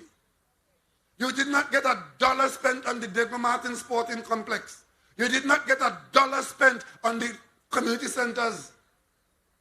Ladies and gentlemen, tonight, after almost 50 months of running this country, I can report to you tonight that the Carenage Fishing Complex is completed and is in use in the community of Carenage. I can report to you tonight that Diego Martin has one of the finest sporting facilities now in use in Diego Martin. I can report to you tonight that no longer are you taking your life in your hand to cross the Diego Martin Highway in 4 roads. You have one of the finest crossing in the country in 4 roads for adults and for children to go to and from school. I can tell you tonight that the Victoria Keys completed and occupied. We have to sell them to the public. Most of them are sold, but it has become part of the Diego Martin community under the HDC selling program. And of course, as I speak to you now, a first-rate Diego Martin Health Center is under construction. And we have 2 community centers, one in Bagatelle in North and one in Bagatelle in South, in Diego Martin South, under construction. This is improvement, and there's one in Pity Valley, I understand. So we have 3 under construction. But you see, ladies and gentlemen, we in this area, we know that there has to be balance in administration. But we also know that it doesn't come by VAPs. Coming into office in a difficult time, we took part in an election campaign in 2016. And part of the change that we are to become, we talked to you about local government reform. We said to you, if we reform local government by doing things differently, we can operate local government to give you a better quality of life in your district.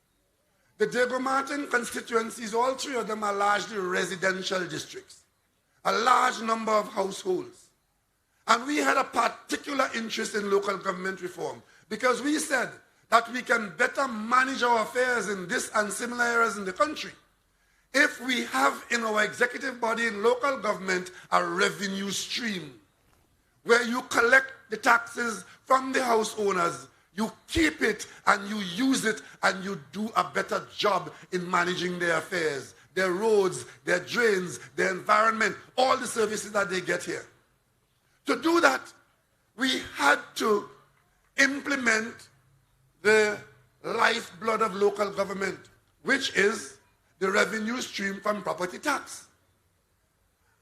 The principle is a large number of people paying a small tax creates a decent pool of funds to be used systematically. We're not asking any one person or any small group of persons to pay a burdensome tax. Look at the amount of houses in Diego Martin. I can tell you as a member of parliament from a Diego Martin constituency, we have some of the finest residential properties in Trinidad and Tobago. But we are also the only place in the world where the owners of those properties do not contribute through local taxes towards the maintenance of the area. Because other irresponsible people have decided to play stupid politics on saying that they're going to abolish property tax. So when they were in government, 5 years, 3 months and a few days, they gave a waiver on a tax that is required, that is useful. They came into government on a campaign about axe the tax. And they feel that that will carry them forever. They came in and they gave a waiver. On the way out, they took action in the parliament to end the waiver. They undermined the local government reform by preventing us from collecting the tax to give you in the corporation to service people here. They're going on platform now to take position in manifesto to say that they will abolish property tax. as if you will now run and go and vote for them because you think that that is some big benefit to you. It is no benefit to you. I'll tell you what the benefit is. Those who are able to afford, those who enjoy the benefits of the few cents in the treasury, who make no contribution to the community, they benefit. All the $1 million homes like mine in Goodwood Park, not paying 1 cent in property tax, and that cannot be right. Cannot be right. I have a house in Goodwood Park worth millions of dollars. They had to fix the road, clean the drain, cut the bush, kill the mosquitoes, kill the rat, give me fire service, give me police service, and I am paying a cent tax. Now, how could that be serious? Are we a serious people? Are we a serious people? And many of my friends and colleagues have property in America. And the first thing they do on January 2nd is to pay the tax in America. But in Trinidad and Tobago, it's a big political issue. They're going to abolish property tax because they think you're stupid. I could tell you here in Diego Martin would be a much greater place, a much better place, a much more attractive place if the Diego Martin Corporation has a revenue stream collected from the residents, which it spends on the residents. And of course, having left you like that, Mr. Imbert mentioned Caribbean Airlines to you here. You know how those losses were accumulated? The same irresponsibility, the same dotishness, the same trying to do something different, but you don't have a good idea. I was a member of the Patrick Manning cabinet. I was chairman of a cabinet committee to look at what was happening at BWIA. Because every Monday morning we go to cabinet, every Thursday, BWIA come in, they want 10 million, they want 20 million, they want 10 million, they want 20 million US dollars, Because BW is a user of US currency to conduct its business. And we said this could not go on. As chairman of that committee, we also had an examination of the airline. And we used proper expertise to examine the airline to find out why the airline was losing that kind of money and running to the treasury every Monday morning. That study showed, unlike what we were being told, that the biggest money loser in BWIA was the London route. We were losing money hand over fist, flying to London and just burning up Trinidad and Tobago money. That was the most surprising thing that came out in that analysis, because the public was being told that the London route was so profitable. We in the PNM, being responsible and understanding what public money is and how it should be managed, we shut down the London route. The UNC came in and decided they will do the opposite. They will start it back. Because they try to give the impression that you do things stupidly. We shut down the London route because we're stupid. That's what they're telling you, you know. So they now, bright boys and bright girls, lady of the inner bar, self-appointed, and her friends, decided to start back the London route. Total disregard for the documentation that was there, which showed that that route was losing money hand over fist.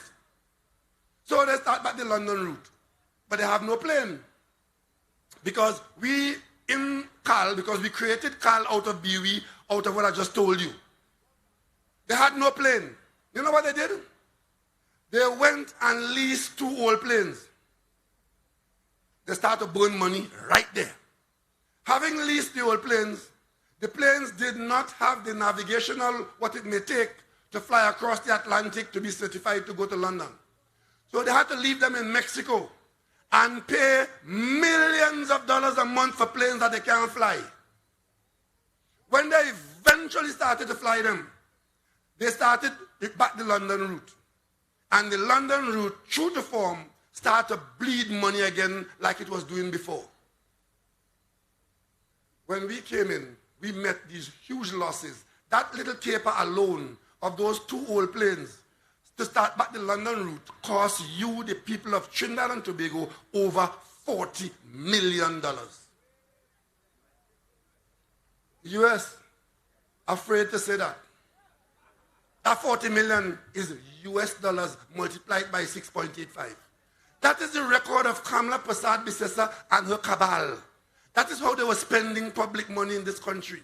But you will never hear that in a UNC meeting, on a UNC platform, or in certain columns in the newspaper, because they don't want you to know that. The only way you will know that is when the PNM tells you. They come in on platform to talk personalities with the outer place and disrespect. It's Imbert and Rowley. Me and you went to school together? Eh? And as of tonight, Mrs. Kamala Prasad Biswas, and my name is Dr. Keith Christopher Rowley.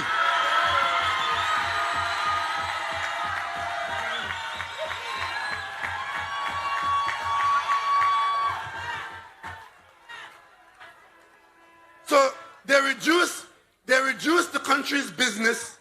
They reduce the country's business to personalities. So in the middle of a local government election where they undermine it, take it to court, because they genuinely believe they own the courthouse. Eh? If they eat some green banana and stomach hurt them, courthouse. They believe they own the courthouse. They believe they own the legal fraternity. They believe they own the government, so they must be inside there with a record like that. So in the middle of this local government campaign, after they went to court and tell the court to block this and to block that and to block that, the court says, well, okay, since all this case is being made against the local government reform, collection of taxes, and all of a sudden they're in the courthouse defending you, protecting you from the government that was abusing you.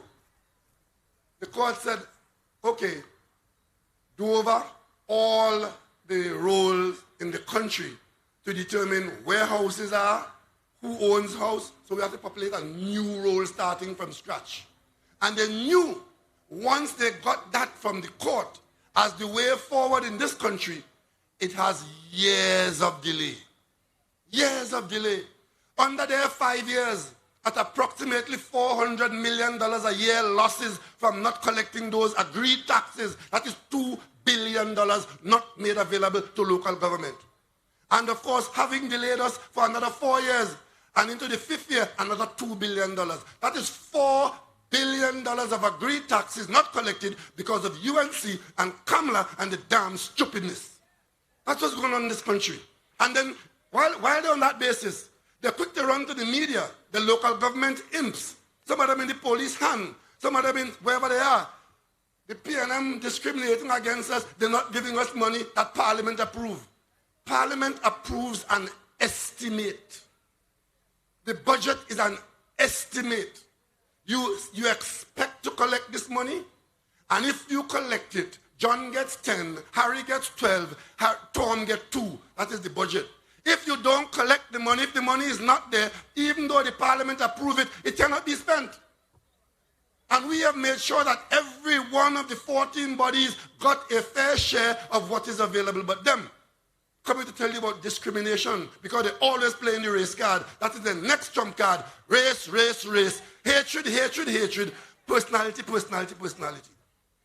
I mean, just to give you an understanding of their mindset, Munilal is in a UNC frontline constituency, down in Orapooch. You know what his big campaign in Orapooch is? Putting up banner across the road in Orapooch, telling people to hide their children from Keith Rowley. Because I'm a pedophile. That is the campaign of the UNC in a UNC stronghold. They don't even have the excuse to say, well, the seat is marginal and they're fighting hard to win it, or indecently as they are. That is them. That is them.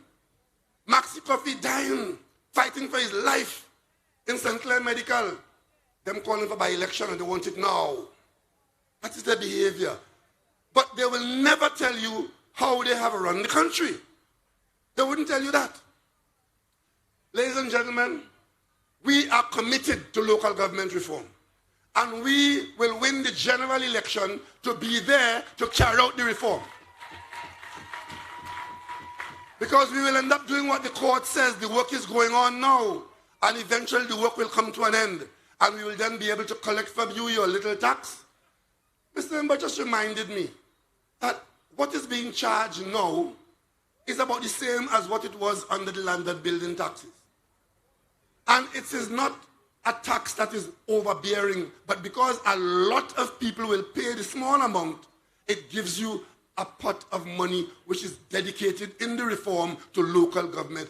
How would local government better perform if we have an extra $400 million in your hand coming in every year, plus whatever else central government gives you for special projects? They don't want that. You know why? Anything that could solve any of the country's problems, they believe it will make the government look good. And they don't care that depriving the beneficiaries is part of their behavior, but they will stop it. Let me explain to you. They know that local government reform is a good thing for the country. They know it is going to only be affected on the revenue side, and that will pull within it the delivery of goods and services, the improvement of the quality of skills in local government, the creation of good jobs, employment creation in local government. They know that. But they will block it because it will give the government a positive. We have a problem with the Tobago ferries that they refuse to carry to dry dock, run them up and down like an old bus until they can't go no further. We got extension upon extension under them until eventually the insurance companies, the certifiers will not certify the vessels anymore and say, out of the water. Those vessels were in such bad condition that when the express came out of the water, the cost to maintain it and put it back in has made it bad business to even try to maintain it. But you know, you have motor cars, you know, if you drive your motor car up and down and not maintain it, there will come a day when it has to be taken off the road and you lose the value of that car. But if you maintain it, there are cars on the road here 20 years old because they have been maintained. They who did that created a problem for us, the new government, and they milked it like an old cow. Because they're sure that will bring them back into government. Sea bridge collapse, ferry collapse, in your ears, in your nose every day. Today, we have 4 vessels going back and forth between Trinidad and Tobago. We have the Spirit, we have the Galleon Passage, we have the Jean de Valette, and we have the Cabo Star. The 4 vessels servicing Tobago. You know they're still talking about ferry collapse? And of course, the solution to that problem, the change that will bring a permanent solution, is to buy and have our own boats. You know, when we tried to buy the boats in Australia, these worthless people wrote the Australian opposition to tell them to attack the Australian government that is helping us to buy the 2 ferries. You know why? Because as far as they're concerned, the day those ferries come here, they are deprived of the stupid conversation about ferry collapse. When we bought the Galleon Passage, it was an interim arrangement, a stopgap arrangement. We went out looking for a boat to lease because we had none. The Express and the Spirit were down and could not be used and would take a long time to be repaired. We met a boat new that the owner couldn't pay for. Venezuelan owners, you know what happened in Venezuela? The Venezuelans ordered the boat for the Margarita service. They couldn't pay for it. We in the market looking for a boat to lease. They said this one for sale. We bought it. Wade Mark know the name, the rank, the serial number. Watson Duke knows a river boat, is an old boat. I want to know what river it had between Caracas and Margarita. I said that dotishness, total dotishness. They want to pass as national conversation. And they work that boat, they sabotage it. They push down Jersey in the toilet, throw orange and grapefruit to have a story that the boat, that is what they're doing. That's what they are about in this country. To the point where, and they did so much of it, where it got to the point where Wade Mark is on record telling people, do not travel on the Galleon Passage because the boat is dangerous. I can tell you tonight, that boat has been in service every single day since then, going back and forth between Trinidad and Tobago and never missed a sailing except once when we had bad weather. That's what it's all about. We opened the Brian Lara Stadium that they left there. They left it there for 5 years. They thief out every everything that wasn't concrete. And then when we ask them, why aren't you completing that project? They tell us it will cost $275 million. Well, it would have cost that if they had finished it. We spent $89 million and finished it, and today it's one of the finest facilities in the Caribbean. The night of the opening, you know what they did? They come on the highway and block the highway to prevent people from coming from north down to the stadium. And during the night, when the game was going on, they go inside the Brian Lara Stadium, take off their clothes, and stuff it down in the toilet. To flood the toilets. To have a story. Because they were saying that the place had engineering problems. And therefore it was faulty and shouldn't have been completed. I can tell you tonight that one of the finest cricket games in the world now is the T20 final at the Brian Lara Stadium in Trinidad. But before that, the last final they had in the Oval, they gave T20 people $4 million. $4 million US to host the finals in the Oval. That's what they pay to host the finals. And they did that stupidness so that when we won the game, Madam come out in she Puss in Boots and jumping among the players and all of that, hoping that that would have give her another chance in government. When we came in the following year, the T20 interest came to us, came to us, and telling us that we owe them $4 million to do the finals. We said, where is the contract? Or they will take us to court if you don't give them $4 million US to host the finals in Trinidad. We say, well, we're going to court. Because we're not taking on you and Kamala and your foolishness. Because imagine, that is 2015, eh? By that time, oil price had collapsed. The government in serious financial difficulty. Election coming up though, they find $4 million US to give T20 to host finals. We told them we would love to have the finals here, but we will not be extorted. If you can come to a reasonable figure, we will love to have you. And I asked Brian Lara to get involved in the negotiations along with other people here. They threatened us to go to court. I ain't seen no lawsuit.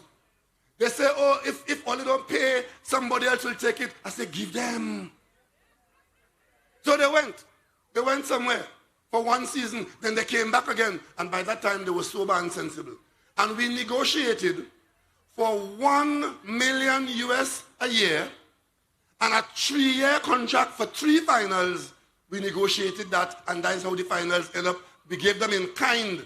We gave them 600,000 of the 1 million in kind, meaning we gave them the stadium. We didn't have to give them cash for that. We gave them police. We gave them this. We gave them that. And we paid the million in that way. For 1 million as against 4 million, and we got it 3 years in a row. That's how it went. That is what a sensible government does. And now we are in a position to negotiate going forward. If somebody else gives them a better deal, then they go somewhere else. But one thing for sure, that when they're negotiating, they know in Trinidad and Tobago, if they want to put on a good finals anytime, the Brian Lara Stadium is the place to be. That's why it's that. Today, we could host any kind of cricket match in Diego Martin. Because Diego Martin, people from Carnage, all the way to Mount Coco, all the way to Paramin, we are sports crazy people. But our young people now have a fine facility. And we will continue to produce them because your government has given them the facility that Diego Martin deserves. Ladies and gentlemen, the change is coming in every area.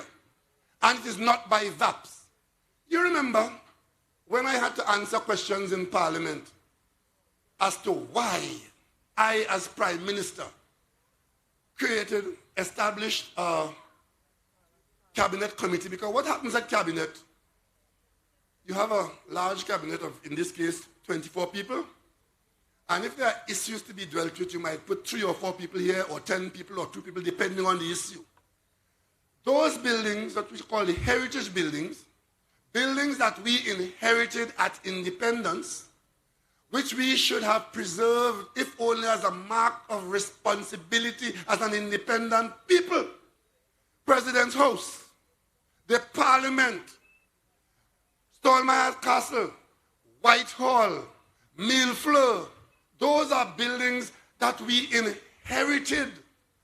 They were all allowed to reach, some of them at least Millfloor reached the point of collapse, where the engineers were advising us that we couldn't save that building and it may have to be demolished. As Prime Minister, I found it unacceptable in the middle of them attacking me no end for buying back the Casabon paintings. Our #1 historical painter who painted and created for us this legacy that was in foreign hands. We paid $3 million to get back our Casabon heritage for all the people of Trinidad and Tobago for all times. Man, the UNC was on a rampage over that, the Philistines that they are.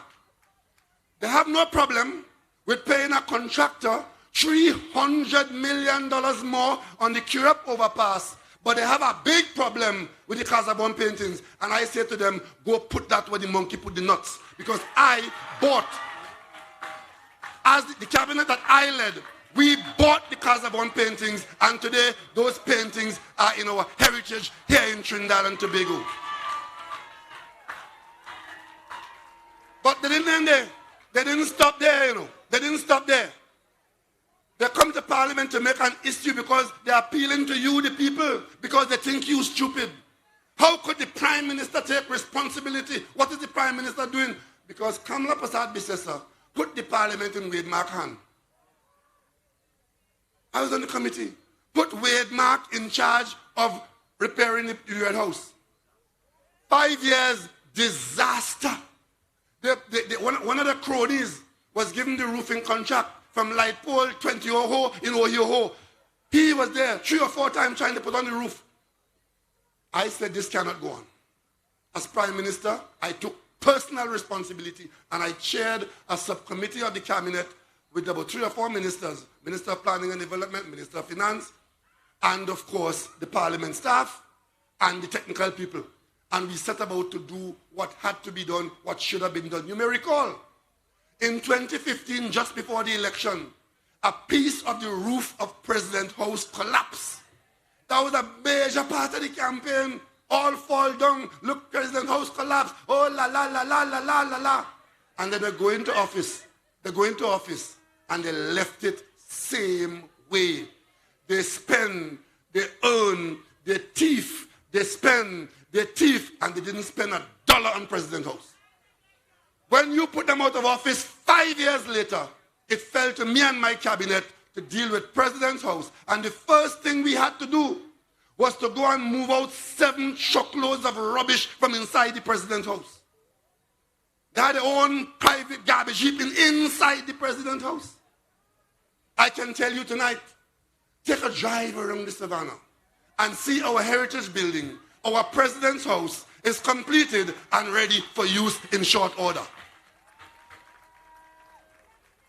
Wade Mark spent 5 years on the Parliament. My committee, under UDCOT, we broke up the $800 million contract into 17 parts. Bring it down to $441 million. You all hearing me? And different contractors doing different things with the UDCOT. And I must tell you tonight, the UDCOT management and the UDCOT young professionals have done this country proud. And I may go a bit further and say to you men, you all better be careful. You all are getting further and further behind. All of this work has been done by young women.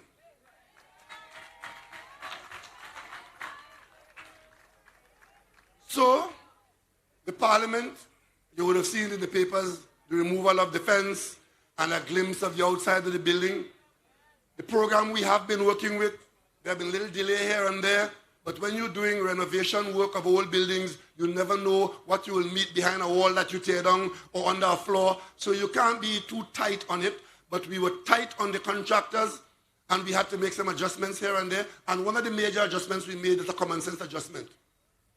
We were supposed to pull along the buildings at the north of Parliament, where the Defence Force is there now, and to build for the Parliament a companion building costing $400 million. We don't have that money. And when you don't have the money, you have to have the ideas.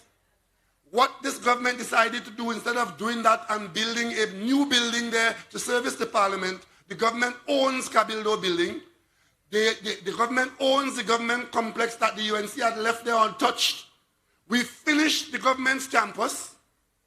We moved the AG office out of Cabildo into the government campus, created a vacancy at the Cabildo building, built a companionway over St. Vincent Street, and linked Parliament to a building which is now the companion building. So your Parliament is now the Red House and Cabildo, and we never had to build $400 million of building on top there. So when we say, and when I say I am the change with those children in Laventille, it's change here, there, and everywhere. And come...